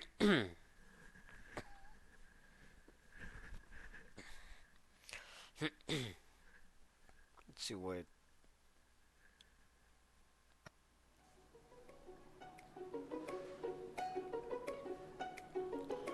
Okay, we're gonna skip all of this. Competition cook-off.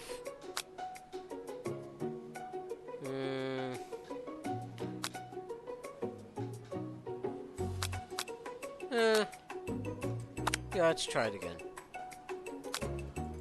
Competition, da da da. And then comes Sanders. Okay, da da da.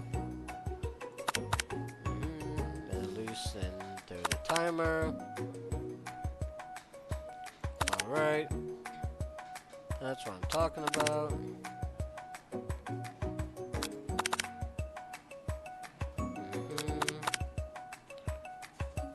Alright, Colonel Sanders does an inspirational quote. And Ashley's doing her thing. He's gonna say he's gonna defeat everyone, blah blah blah. Okay, something about mashed potatoes.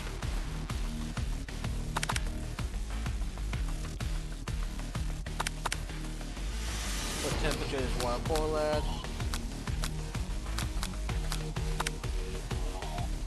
Okay. Alright. So I chose 100 degrees Celsius. Winner gets to rub my... Okay, let that enticing offer motivate. Winner gets to rub my furry belly. Let that enticing offer motivate me. Going to need to season this chicken before you cook it. You don't know Colonel Sanders' recipe exactly, but you have an idea. How many? It's 11. That's right, you might not know, blah blah blah, but at least you're headed in the right direction. Tail wagging intensifies. Now that you've got some basic steps going, it's time to elevate your craft. What state of mind offers the most flavor? Gratitude. That's right, you must never take the opportunity for granted if you hope to succeed.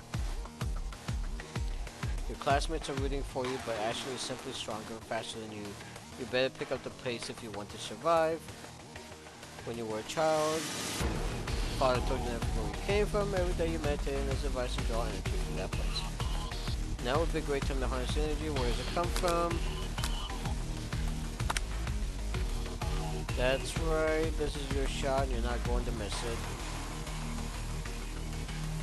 Aru. You try to shut out the noise of the arena and focus on your cooking.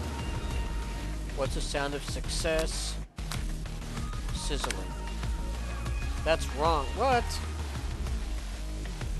Don't make me get the spray bottle. Yeah. Next question. Nose Colonel Sanders out of the corner of your eye. I believe in you, Frodo. He's actually cheering you on. Which would be awesome, except knowing he's watching you makes you totally forget what you were doing. Now all you can think about is Colonel Sanders. How many spoonfuls of gravy will it take to... What?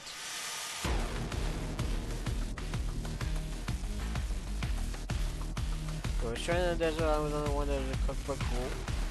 Only one desert cookbook. Which do you take? What a hunk. I know, right? You know what? Shouldn't you be focused on a challenge? You're falling behind.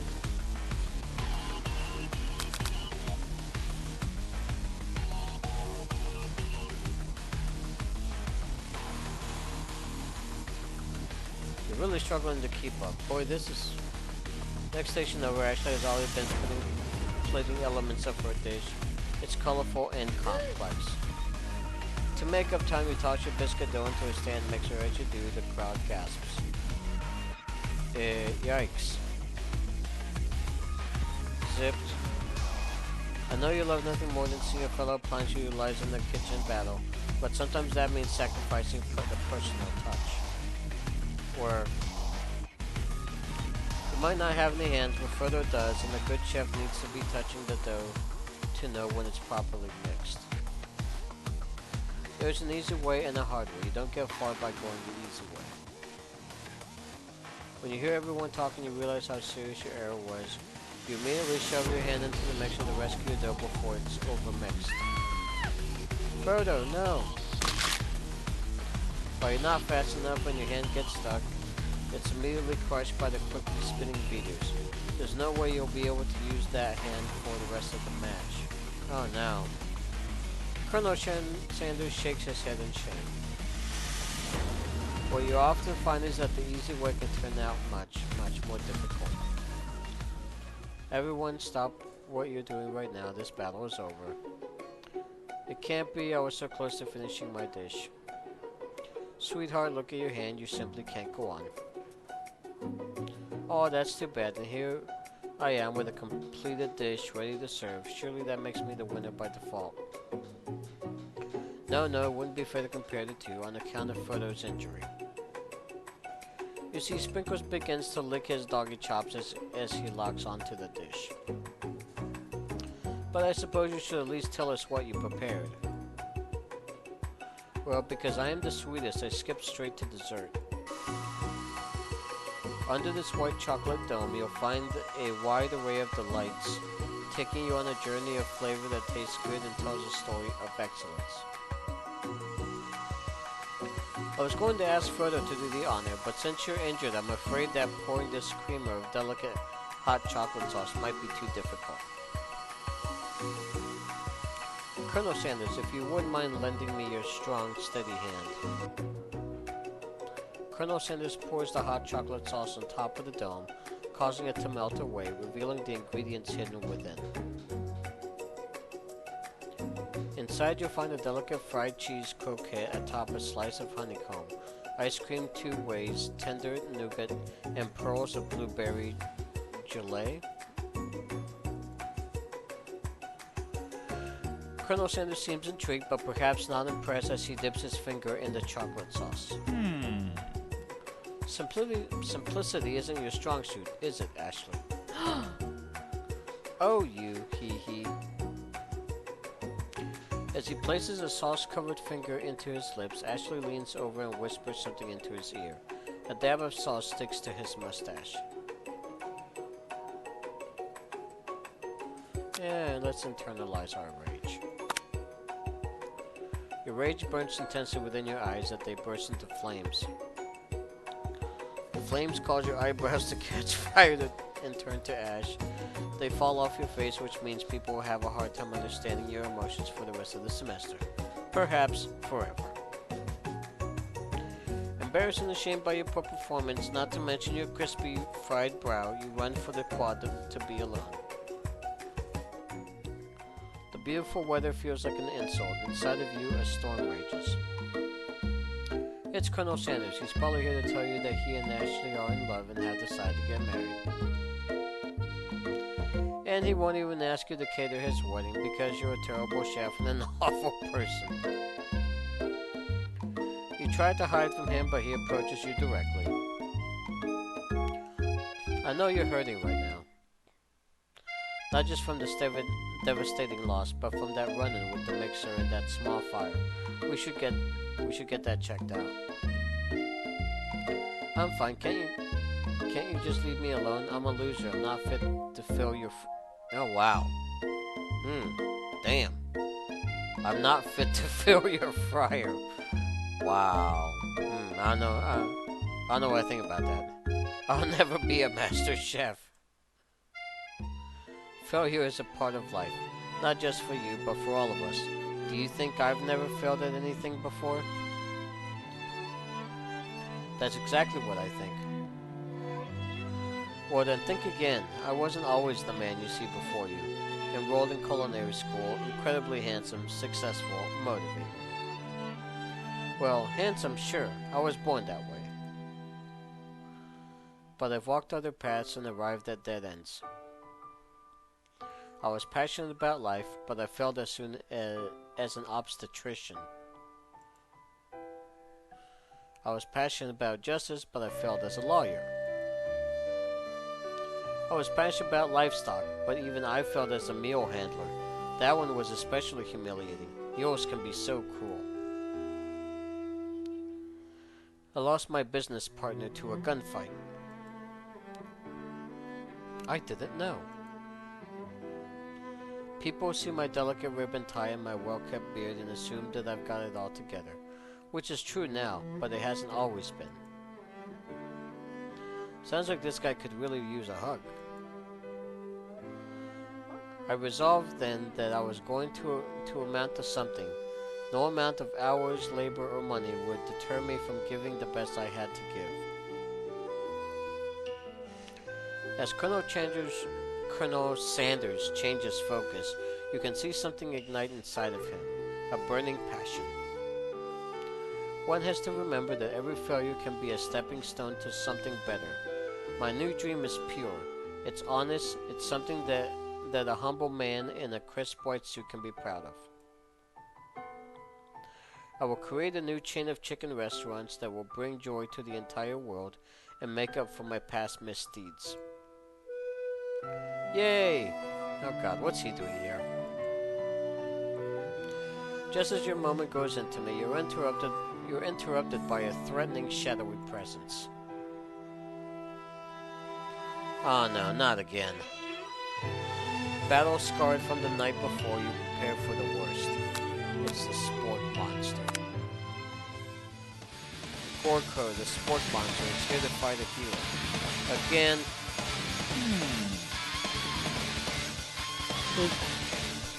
Is anyone else feeling a bit of deja vu? I'm sorry, Coco, but I could have sworn we already battled you last night. That was Borko, my twin, and I, Borko, am here to avenge him. Are you stronger than Borko? Well, we're twins, so no, not really.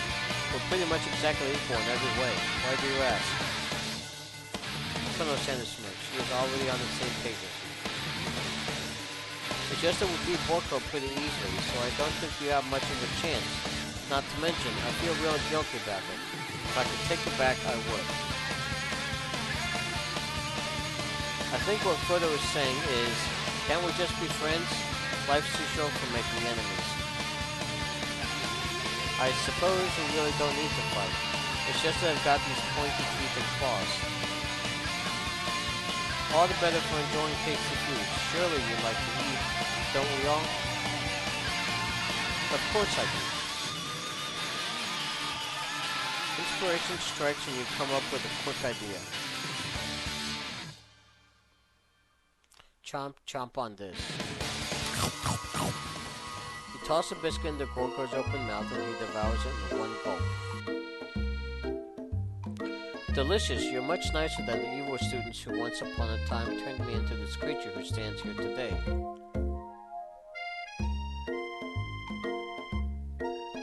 I don't believe it. You were human once? Well, no. I was a chihuahua. But I was still a student at the school. Until one day some mean kids with magic spell book cast a dark enchantment on me and I was forever transformed. A magic spell book. Precisely, Borko used to have a copy, but somewhere along the way I've lost it. If you find such a book, I beg of you, respect it. You're a powerful chef and shouldn't rely on such dark and evil magic. No, you should be protecting the innocent from those who would cheat them through sorcery and guile. If you need me, don't fear, I will be there.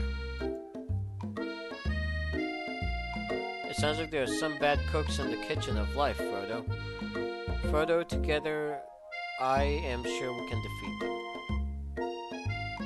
Come back to my hideaway and we can discuss. A personal invite. You can't imagine what Colonel Sanders' home must be like, but it sounds like you're about to find out. Stepping inside Sanders' home, surrounded by his things, you start to feel a special bond with him.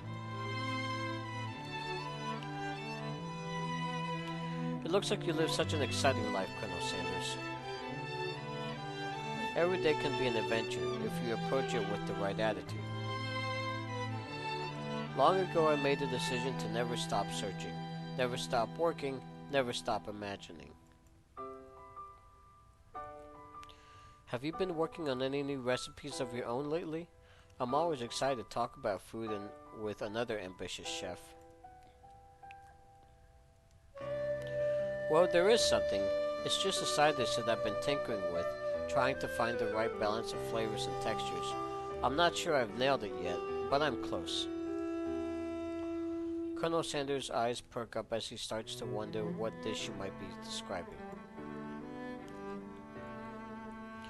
It's meant to pair with something spicy or something crispy. Both, perhaps? Now you've got him right where you want him. Should you reveal your new creation to him, or keep it a secret, just for you? Yeah, let's keep it a secret. Actually, I've said too much. Please, forget I ever said anything. You can practically hear Colonel Sanders' heart beating in his chest. He tries to act demure, but his face begins to crack.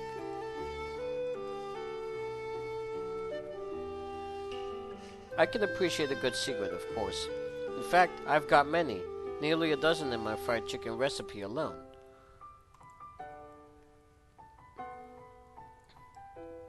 But I would hope that you could learn to trust me with yours. Well, I suppose you did share a secret ingredient with me yesterday, so it'd be only fair. Colonel Sanders' face grows serious. Ah, yes, about that. You see... Yes, Colonel? I haven't been completely honest with you. The secret I told you was a fake. Oh no, the ingredient you shared with Miriam, it wasn't true? You're angry with Colonel Sanders for lying, but the fact that you revealed his secret shows that he was probably right to do so. You mean it wasn't one of the real 11 secret herbs and spices? You see, we had only just met, and I had to make sure that you were trustworthy and capable of keeping my most important secret. To me, my recipes are priceless. Well, I have something to confess. That secret ingredient you told me, I shared it with Miriam, my bestie. Unfortunately, I already knew this. I was very disappointed. But now that you've come clean, we can start building our relationship as fellow chefs again. I promise to be honest from here on out. I really do. I'm counting on you. Then, in that case, I present to you my original coleslaw. The shredded cabbage dish glistens in the light of Colonel Sanders' Lux hideaway. Magnificent! Together you chow down on the creamy slaw until just a spoonful remains in the bowl. Do you mind if I hold on to the last bite? I'd like to have it around so that I can admire its taste later and think back on this moment. You could offer to make him more, but he seems like a very sentimental kind of guy. Sure, why not? Please make yourself comfortable. I'll be back in just a moment. You realize that now would be the perfect time to do some snooping. Oh god. Around the room are various items that you can look closer at. Each item seems to radiate memories and emotions. Tap on an item to discover more about the Colonel. Let's see what this is. This must be where he keeps the secret recipe. Alright. You think for a moment, what number is important to the Colonel Sanders? Then it dawns on you. As soon as you turn the dial to 11, 11, 11, the safe opens. Inside it you find a single note.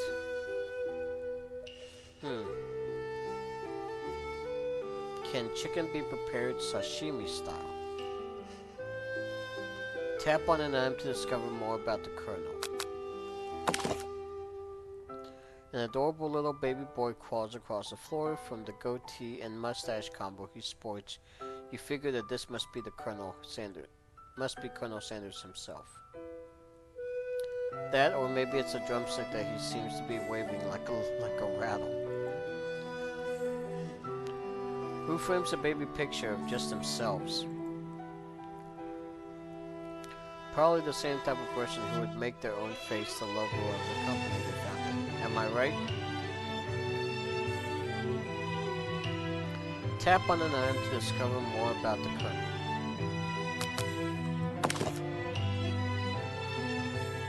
The photo appears to be Colonel Sanders, except he's an old man visiting the Pyramid of Egypt.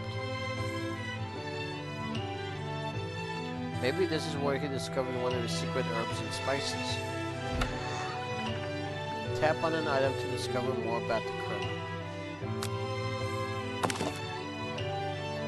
One of the framed photos shows an old man who looks a bit like Colonel Sanders, standing with a friend. They hold fried chicken drumsticks and appear to be cheersing them.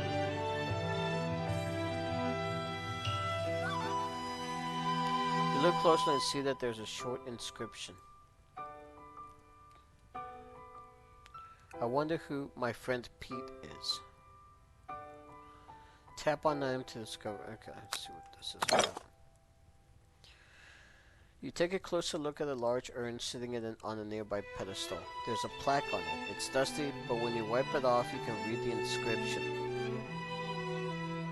It says, "Here lies the ash of all my past careers and business failures." Poor guy. Tap on, okay, scented candle, you pick it up and try to identify the smell. Power tool. Freshly starched collar. Piece of wood floating in a lake. Summer of '69. No, it's one of the secret recipe ingredients. It's blank.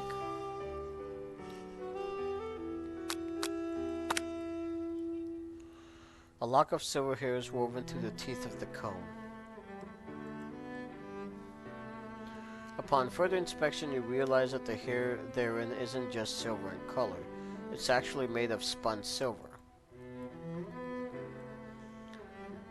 Let's see here. gaze out the window across the vast lake and mountain range beyond. Just then, the ghost of student pops up. Are you thinking about heading out into the world on a quest to avenge my death? Probably not. Wait, what? I never even learned your name. Why would I avenge you? I could just tell you my name right now. It's...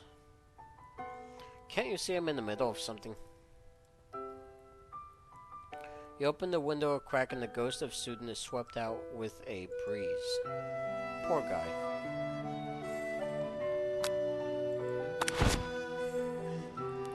You notice a very realistic stuffed chicken sitting on a corner table. When you pick it up, you realize it isn't just realistic, it's real.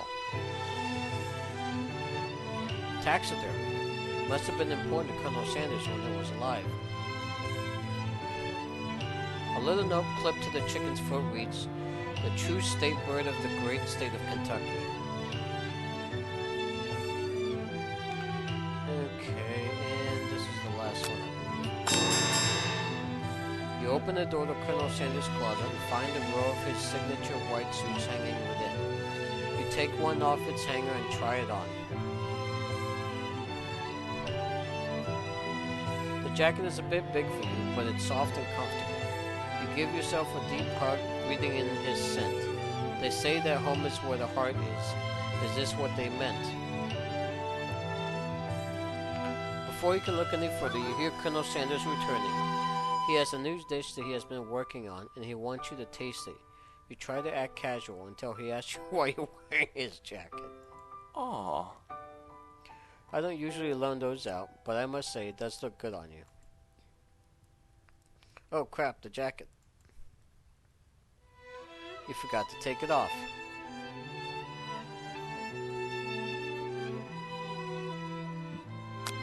Let's do that. Whoa, whoa, whoa, this isn't that kind of... Okay, not that we blame you for trying. But still. What? Yeah, let's try again. I hope I don't have to click on all those things again.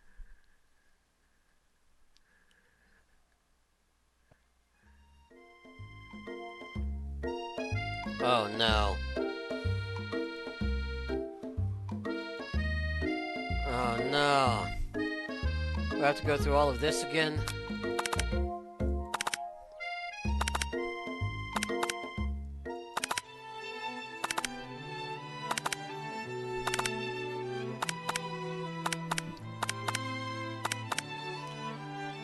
What does this do?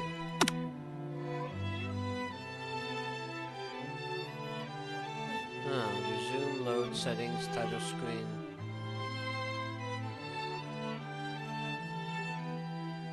Huh, what settings does?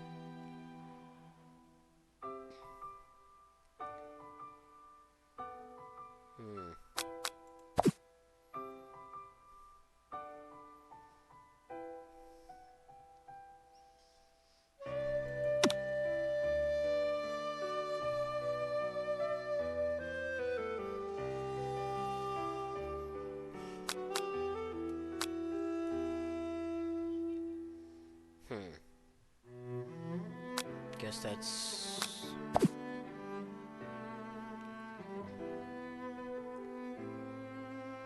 I guess we'll resume. Just fast forward 2 years.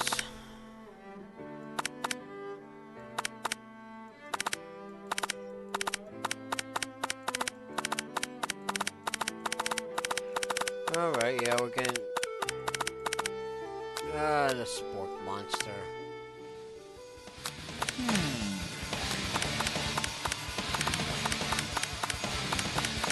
And yeah, we're just gonna fast forward through all of this.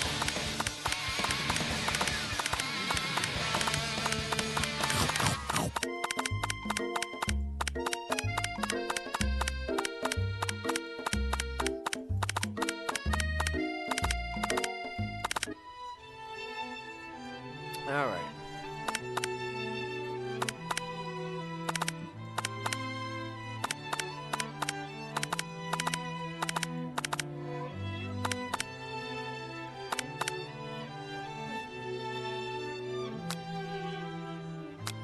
Now let's just go on ahead and reveal it. See what that does. You decided you're ready as you'll ever be to share your original cooking with Colonel Sanders.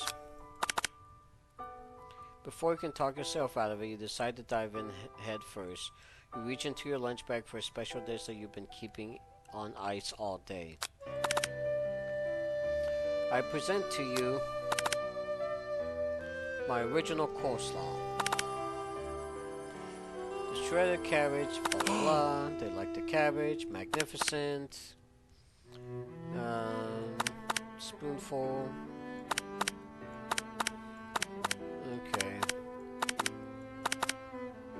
Now I have to do all of this again.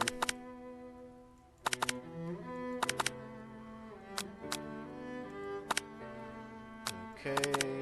Skip, skip.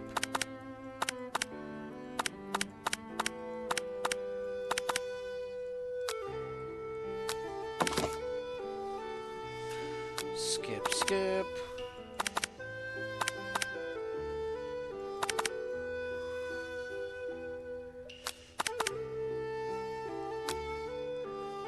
And the one about him in Egypt. Skip, skip.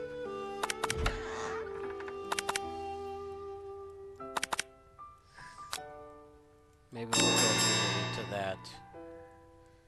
We can skip the rest.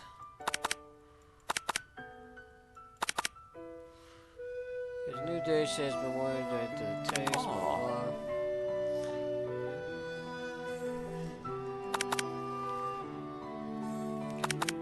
Jacket. Okay.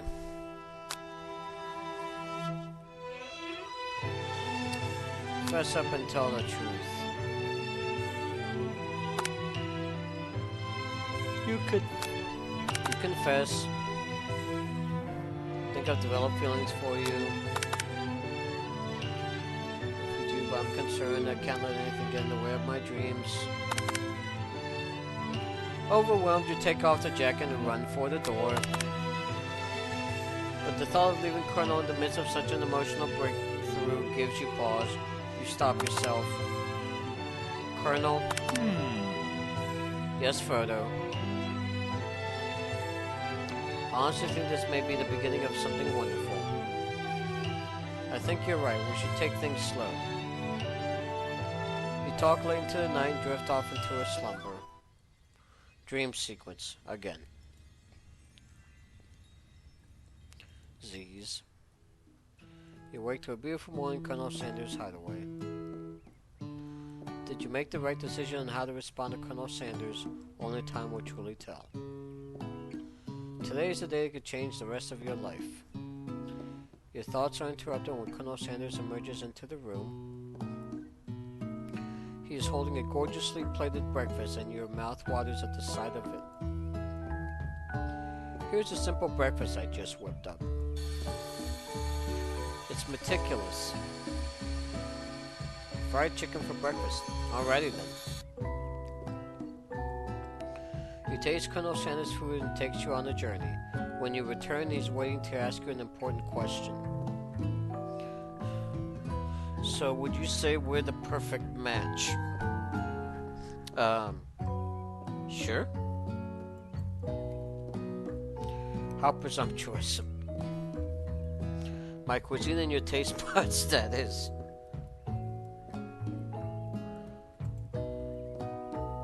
Such confidence, such grace. Could he be the world's greatest gift to cookery? Yeah, let's flatter him.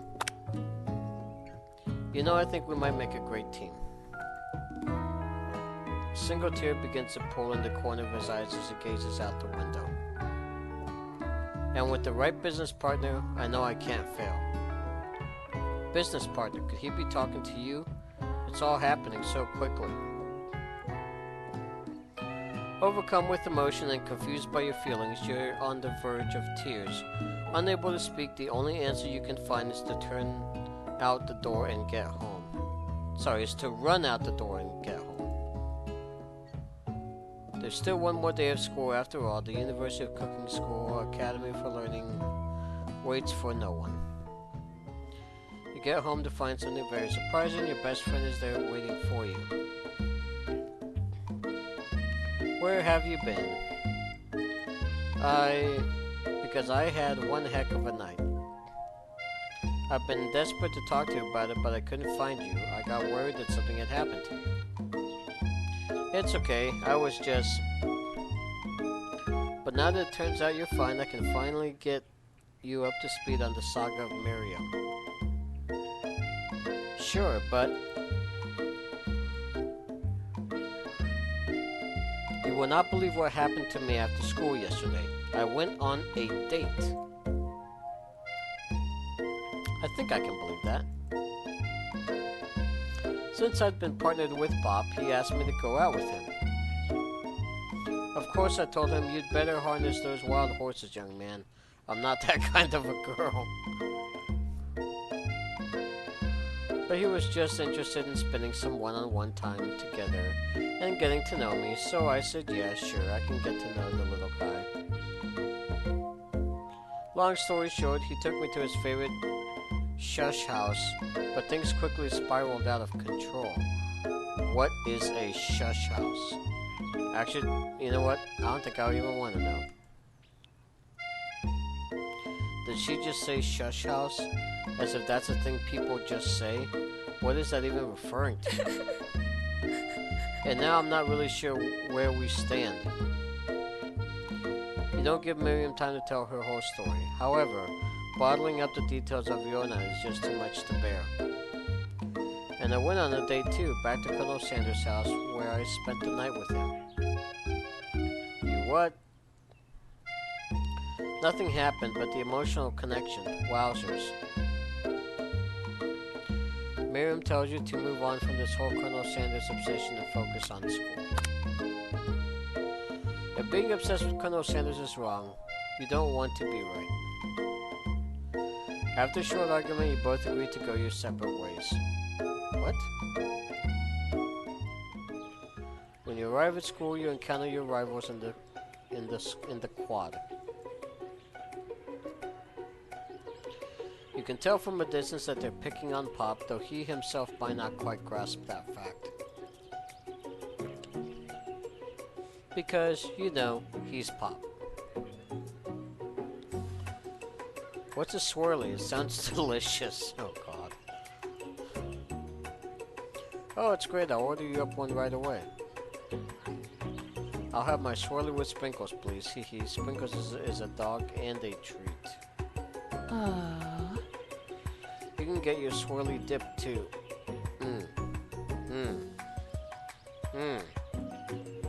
Wow. Why don't you pick on someone your own size? Because I'm literally the biggest person at this school. There's that hearse that Colonel Sanders rides to school, but who would dare pick on such a gentle and beautiful creature? You've got some nerve, Frodo, suggesting I pick on a defenseless horse. Now you're twisting my words, and I won't have it. You clench your fist, but the injury from yesterday's mixer accident makes you wince with pain. Doesn't look like you can go on cooking like that. Might as well just give up. I'll never give up. Ever. Colonel Sanders arrives just as it appears things are close to boiling over. A naturally intuitive person, he senses that something has been going on. Is everyone excited for the final day of school? Frodo, how's that hand feeling? I'm sure you'll be back in fighting form by this afternoon. Aren't you concerned about my hands, Colonel? Yesterday I almost broke a nail winning so hard. Technically, I don't believe a winner was decided, but your presentation was quite impressive. What is he doing complimenting her?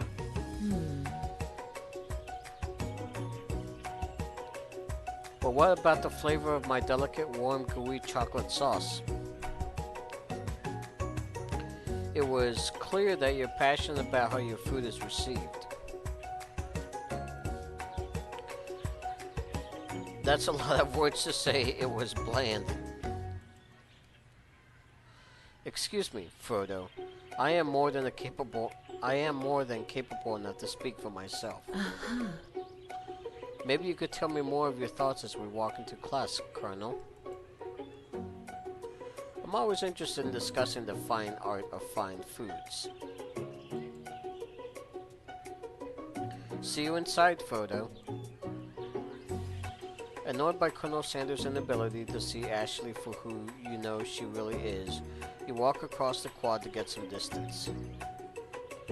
In an attempt to distract yourself from how slighted you feel by that interaction with Ashley, you take out the spellbook you recovered yesterday and start flipping through the pages. Whoa, that's that book. It looks like bad news. It's just something I found lying around. It would appear to be some sort of grimoire, but I don't really believe in that magic stuff. A grimoire? Like a book of spells? I don't know. Who would spend so much time decorating a magic book if it weren't really powerful? I can think of one surefire way to find out. You open to a page covered with arcane warning. Cast only in case of extreme emergency, it says around the edges of the page. I could use a spell here that it says it will erase anyone I choose from all of my memories. If I scrub out Colonel Sanders, it would probably help me focus better on the upcoming final exam. What? Why would you want to do that? That is way drastic. Couldn't you do something else? Like anything else? Not rooted in dark magic? Maybe tie a string around your finger. Okay, fine. It is drastic. But desperate times call for desperate measures. You've got a memory erasing spell sitting right in front of you, and a pretty good excuse to try it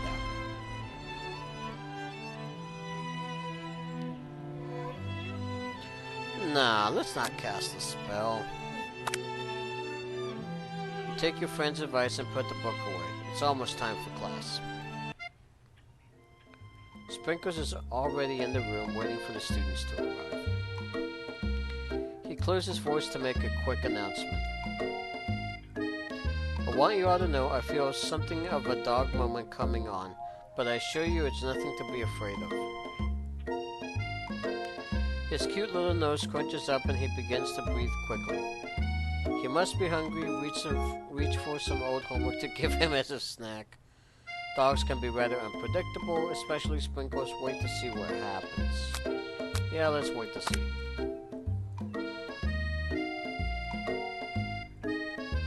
Sprinkles stops in his tracks. He focuses in on the window. The room is deadly silent. When you follow his gaze, you see a tiny orange squirrel perched on the cherry tree outside. Sprinkles turns feral and runs to the window of the classroom. He begins barking uncontrollably at the squirrel outside. Terrence, I told you never to come back here. Terrence, I will destroy you. Terrence! Sprinkles is barking ferociously, drool flying off of his face. The squirrel looks over, but he doesn't say anything back. You wonder, is that even a talking squirrel? Who named him Terrence? You better not show your chubby cheeks around here ever again. After Sprinkles is satisfied that his presence has been felt by not only Terrence, but any other squirrel in hearing distance, he returns to his professorial tone. Ahem, I apologize for the outburst. This actually brings up an important point. Thank you, Frodo, for reminding me to dole out this indispensable bit of wisdom. You see... But before we can go any further, Miriam's love drama spills over into the class. Sprinkles is interrupted by a sad whimpering coming from the back of the room. I told you to save it for after... Oh my god. Save it for after class. But I miss you. We went on one date, Pop, and how can you miss me when I'm right here? Pop's voice quivers as he pleads his case to Miriam. Every time I blink, you go away. Oh my god, you go away again.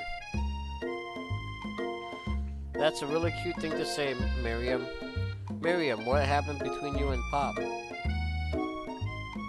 I got her in trouble and now she's mad at me.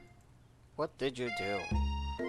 I didn't just get in trouble. I got yelled at by Pop's mother, who blames me for getting him banned from every museum we set foot in. How do you get banned from a museum? Oh, so that's what you meant by shush house. Huh. Pop, we went on one date. We're over. And it meant so much to me that I made this for you. Too hurt to go on arguing. Pop leaves his creation behind and runs out of the room. Nothing like a loud public breakup to cast a pall over the final day of school. Well, that was unfortunate.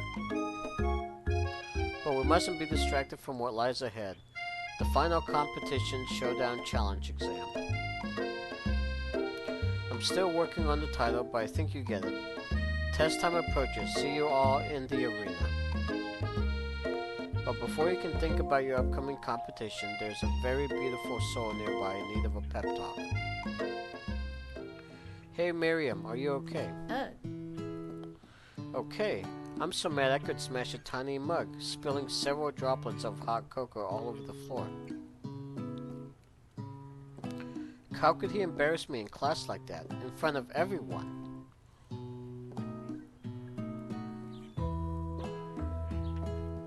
Her tiny cocoa is a delicious treasure, so you know that this breakup is no joke, even if the source of her frustration is such a silly boy.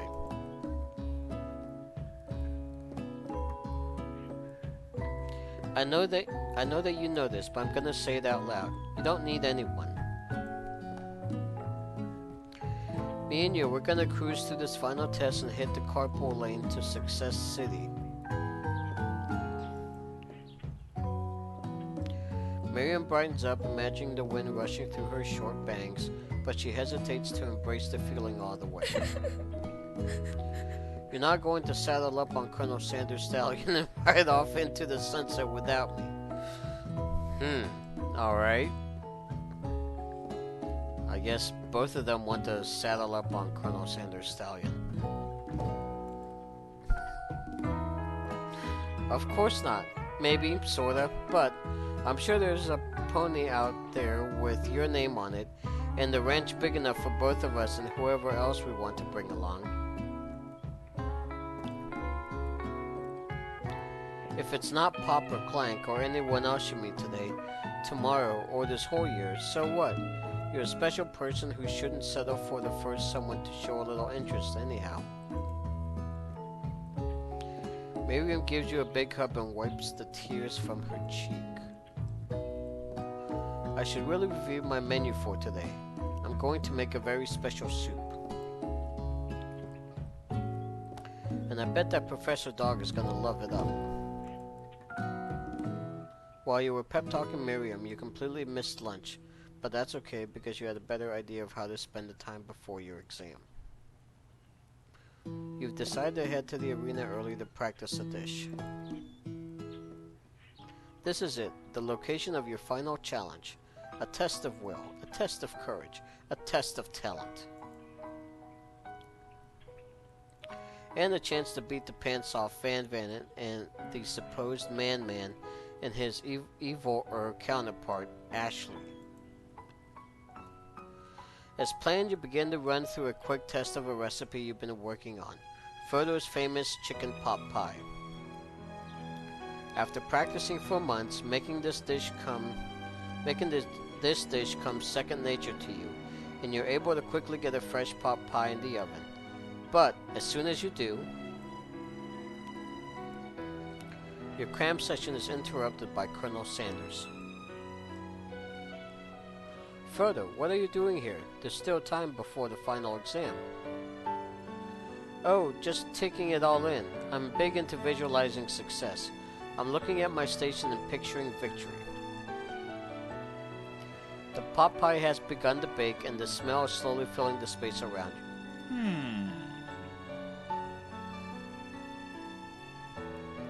Visualizing, huh? That's too bad. I was hoping you were here cooking something delicious.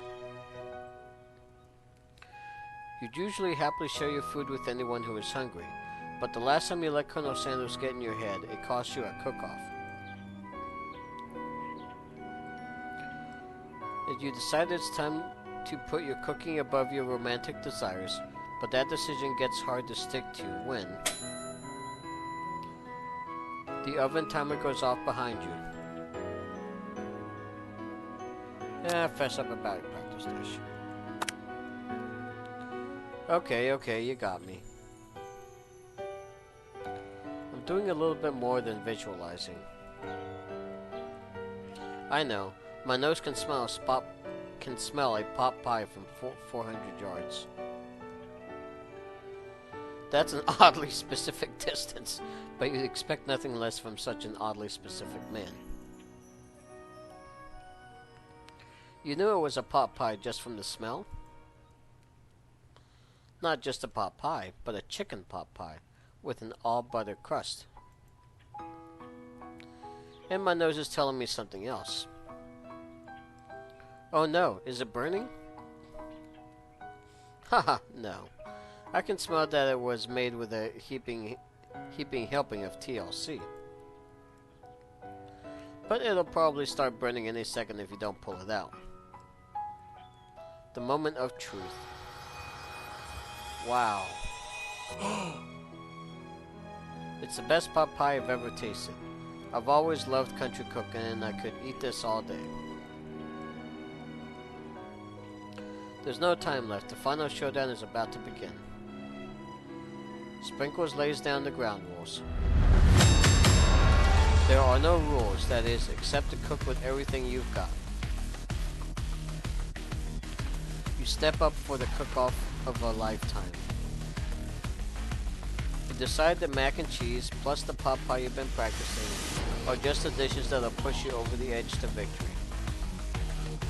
Meanwhile, both Van and Ashley are prepping wildly elaborate dishes, per their usual over-the-top selves. Miriam has her giant magnifying glass and several sets of tweezers. She's definitely prepared to go big. Going small.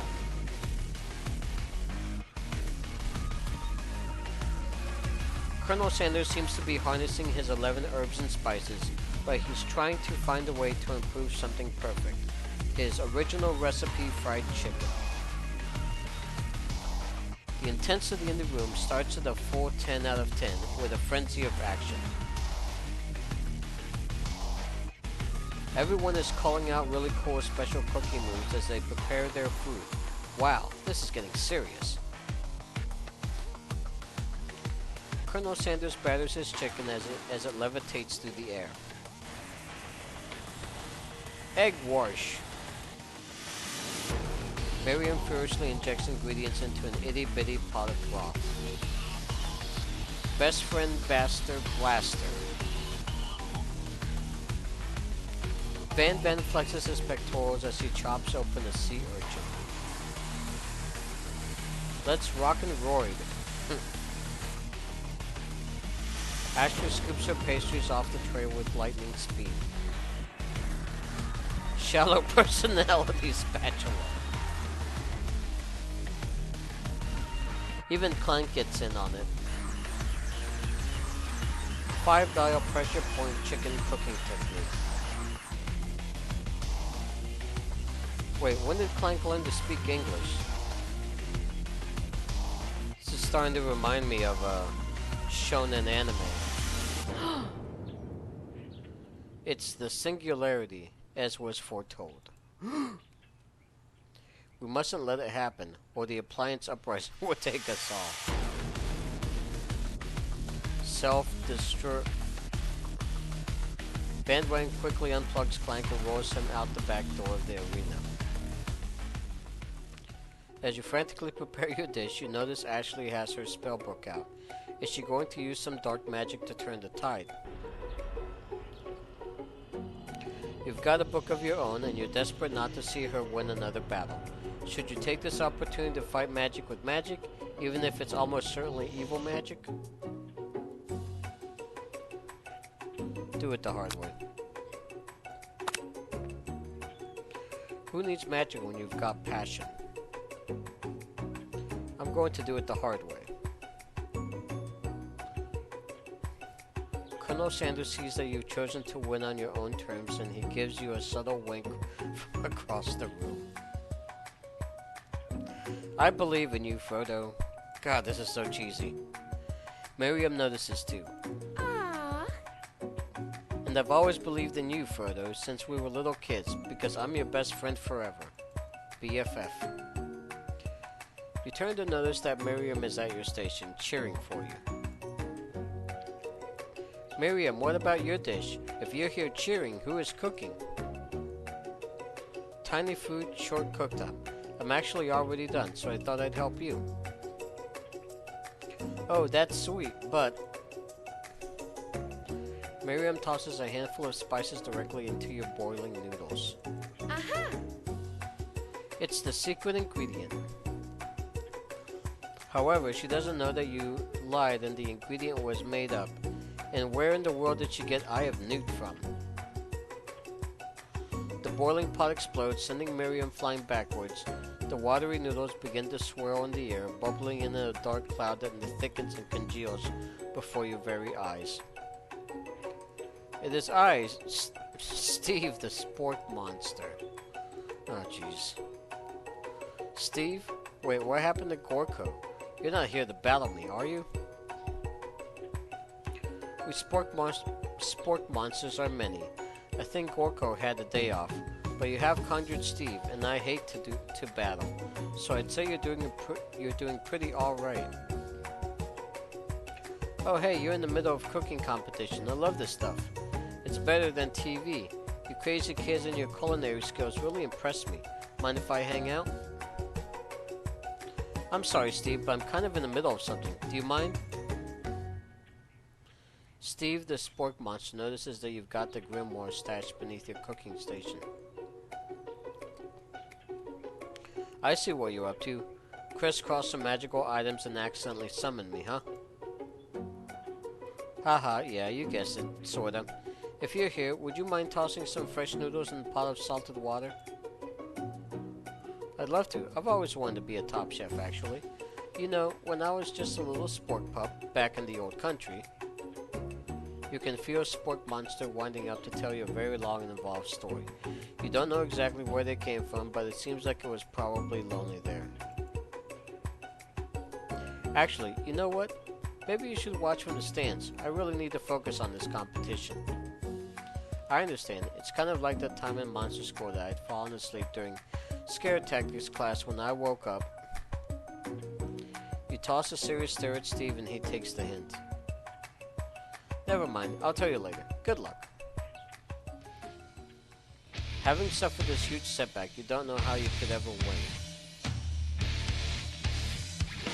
You summon extra top power from deep down within yourself.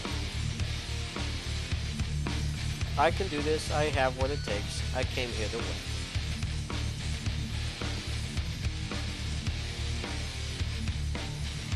Your hair turns mac and cheese orange as culinary energy flows through your body. My heart is pure, my hands are steady, my taste buds have been preparing their entire lives for. Oh geez, this guy again. Yes, Frodo, you are the chosen one. You will avenge me. The power you'd been summoning immediately fades back out. You interrupted my inspiring monologue. Sorry. My heart is pure, my hands are steady, my taste buds have been preparing their entire lives for this moment. I will show the world my cookery. You begin to levitate off of the ground. Energy courses through your body. You know that with this power you can do anything.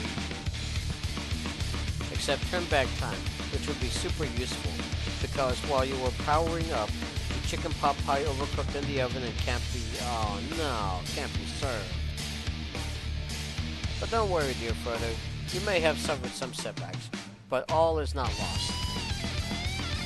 Impressed with your fortitude, Colonel Sanders decides that you have earned his support.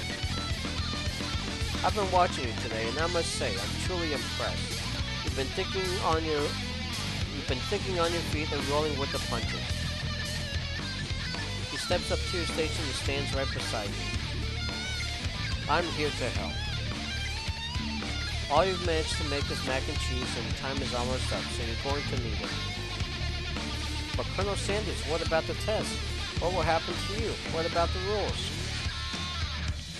Following the rules has never really been my thing. I follow my heart. As far as I can tell, there are no rules. Isn't that what the dog said? What a guy. Colonel Sanders unfolds a delicate white towel to reveal the most delicious fried chicken tenders you've ever laid your eyes on. And besides, sometimes unexpected combinations can have surprising effects that surpass their individual efforts. Are you suggesting if we combine forces, we can form the perfect food you need? Time's up, students. With time expired, it's the moment everyone has been waiting for. You must now prepare to present your dishes. A handful of students stand tall, but the class seems incomplete. It seems we're missing some students. Pop? Clank? From off-screen, you hear a pure and innocent giggle that can only come from one student. Hey, I'm flying. It sounds like it's coming from that broom closet over there. Jesus, it's him. Miriam, would you mind? Inside the closet, you see Pop hanging on a broom hook by the elastic of his underpants. Oh, jeez. Pop, get down from there right now. Oh, poor Pop. Let me guess, did Van Van have something to do with this? When someone asks for a wedgie, who am I to refuse?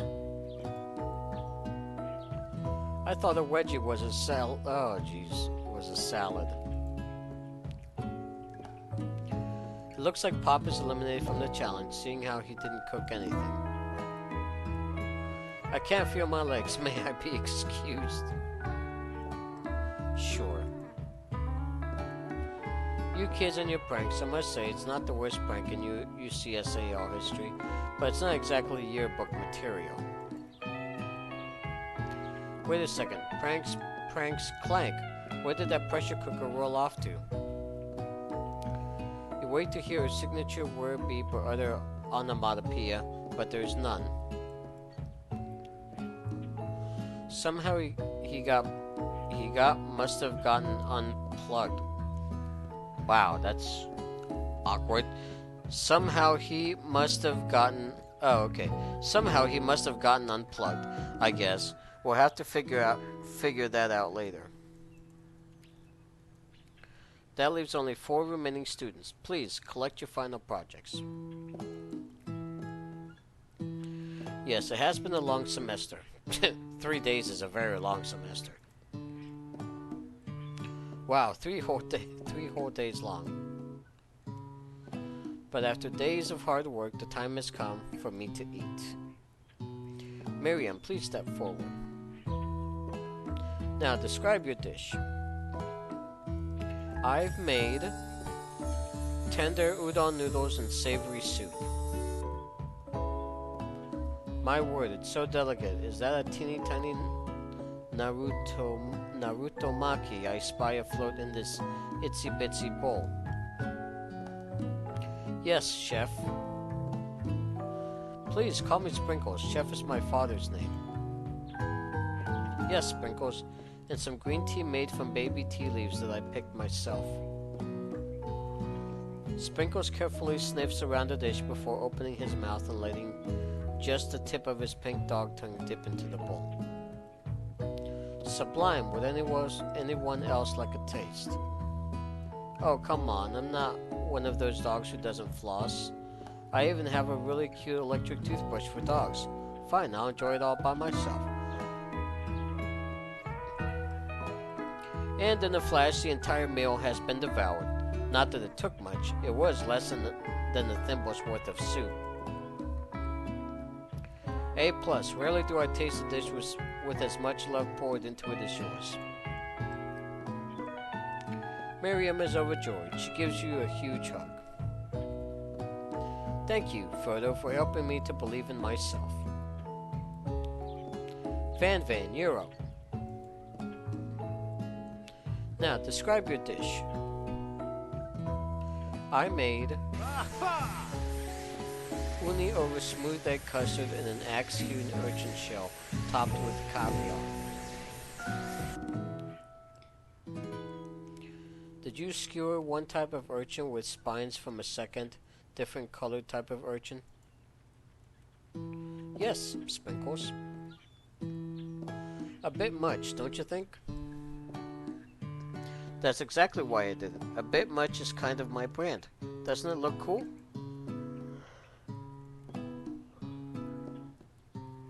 Sprinkles leans in to sniff the uni, but he can't get his nose close on account of all the spikes. He begins to paw at it erratically, causing the custard to slosh around. Woof, woof. Please be gentle with my cuisine. Grr. Finally, Sprinkles goes all in, tongue first, but he can't get past all of the needles. He reels back as his tongue is poked and prodded.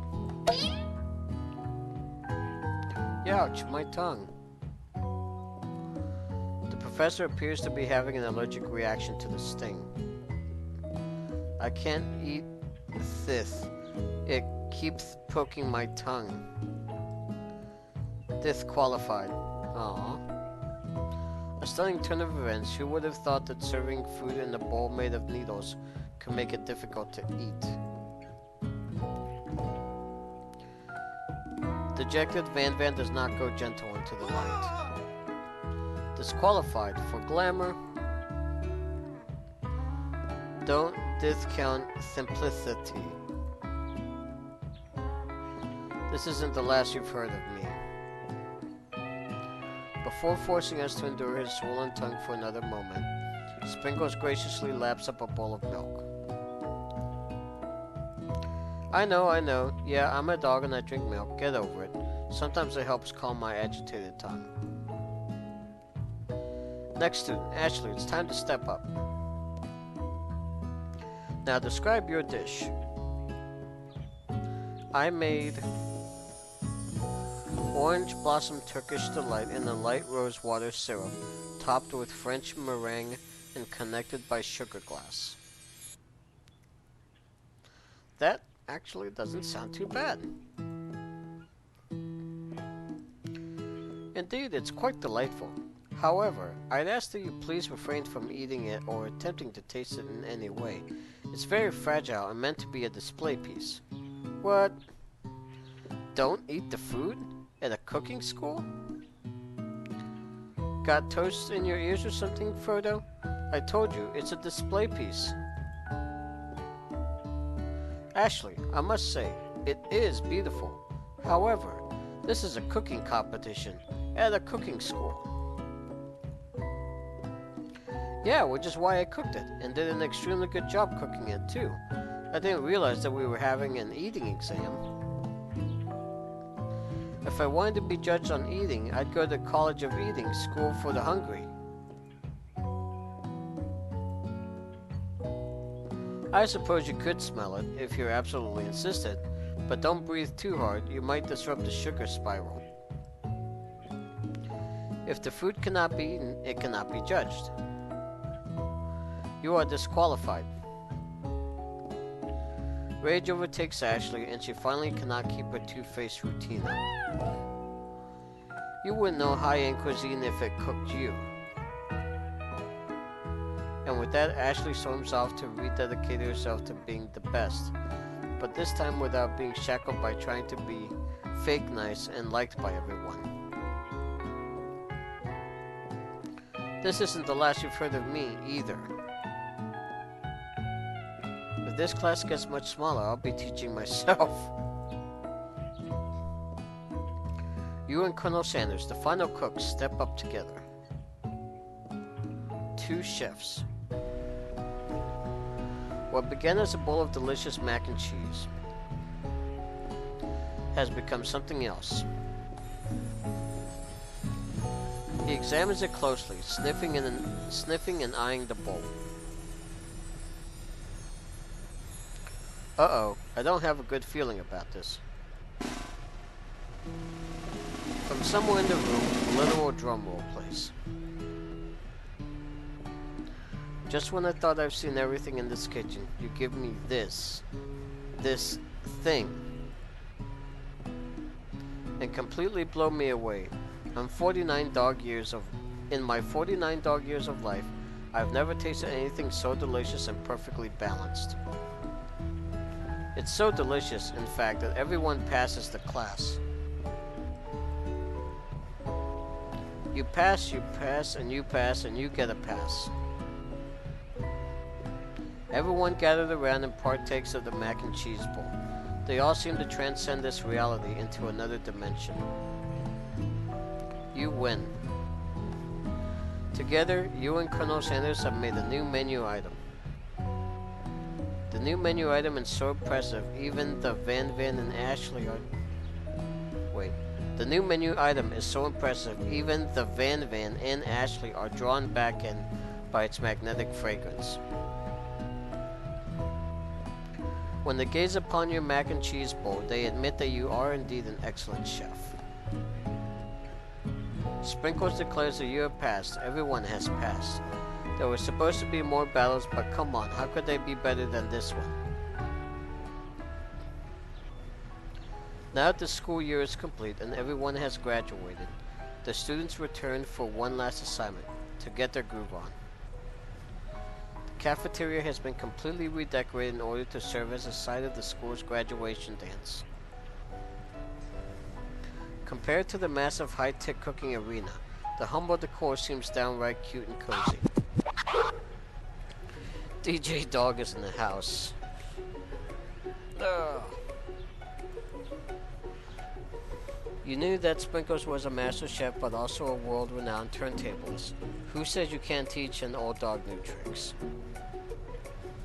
Van and Ashley tell everyone that they've committed themselves to righting the wrongs they did while they were the villains.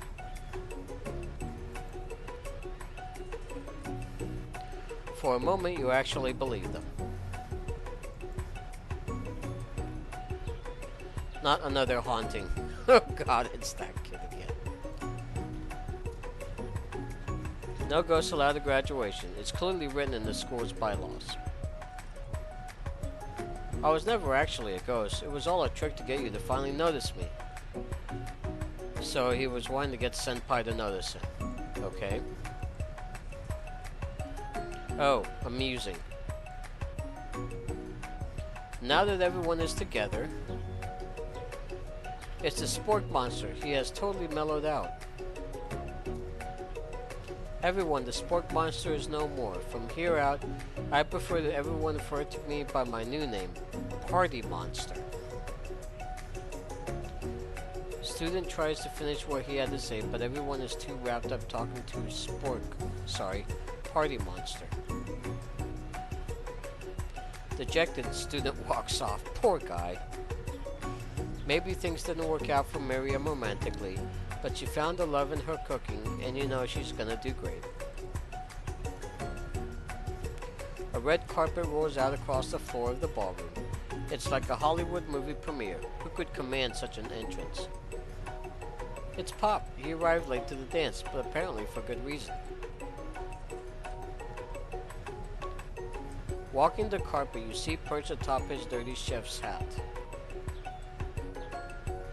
A crown? Welcome back, Pop.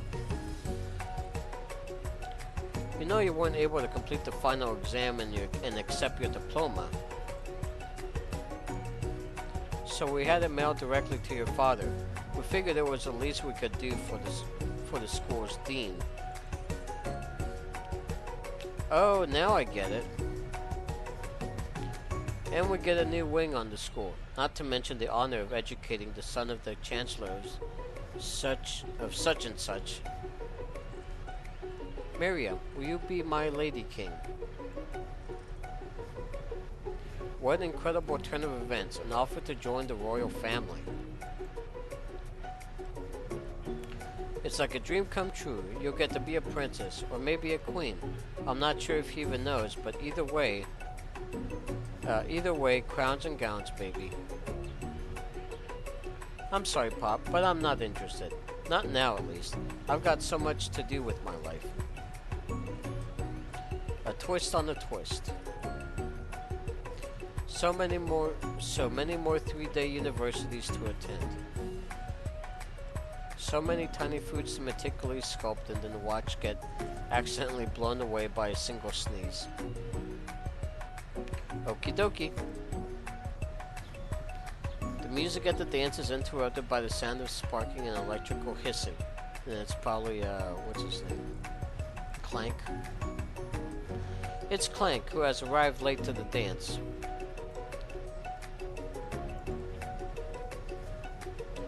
Now that I've graduated, I can reveal my truth. Whoa, he's still doing the talking thing.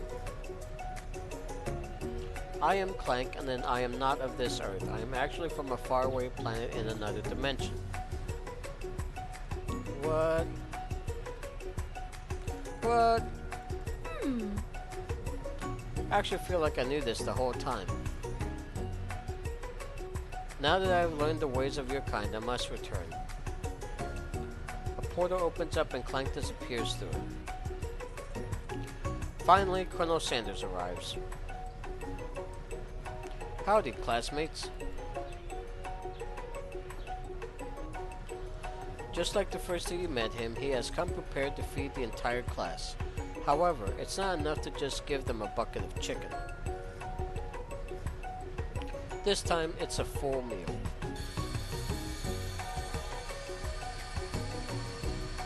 I didn't get to be the most famous chicken man in the history of chicken and man by not reminding people to go out and buy my chicken. The end. It's not the end. What? As everyone feasts on their delicious chicken dinner, Colonel Sanders finds you sitting at the edge of the dance floor. Further, what are you doing sitting all alone? Oh, you know, just waiting for the right person to ask me to dance. I wonder, might you tell me, what are the qualities you would expect to find in such a lucky person? Off the top of my head, I don't know. A spicy musk, a tidy goatee, and a degree from the University of Cooking School Academy for Learning, just to name a few. It's truly my lucky day. Would you dance with me? Yes, I would love to. As you glide across the dance floor hand in hand with Colonel Sanders, the future stretches out in front of you. And once my 100th franchise is up and running, I'll be ready to take a day off, and I'll be so glad to spend it together with you further. How sweet, we'll work together and play together. Colonel Sanders stops dead in his tracks. Work together? Well, I think this is something I'll just need to do by myself. But who will help you run your restaurants? I don't believe I need help. Besides, based on your time at school here, do you really think running restaurants is the best path for you? Could it be? You found a love connection, but failed to earn Colonel Sanders' respect as a chef. Can you live with only half of him? Will you be able to endure sharing him with his other love, the life of an entrepreneur? I suppose I could enroll at pastry school. Oh, my dear Frodo, I'm sure that you'll find your place eventually. And along the way, you'll have me by your side. The end.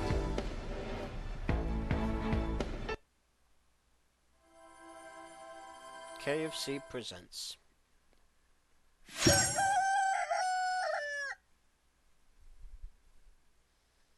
I guess that really is the end.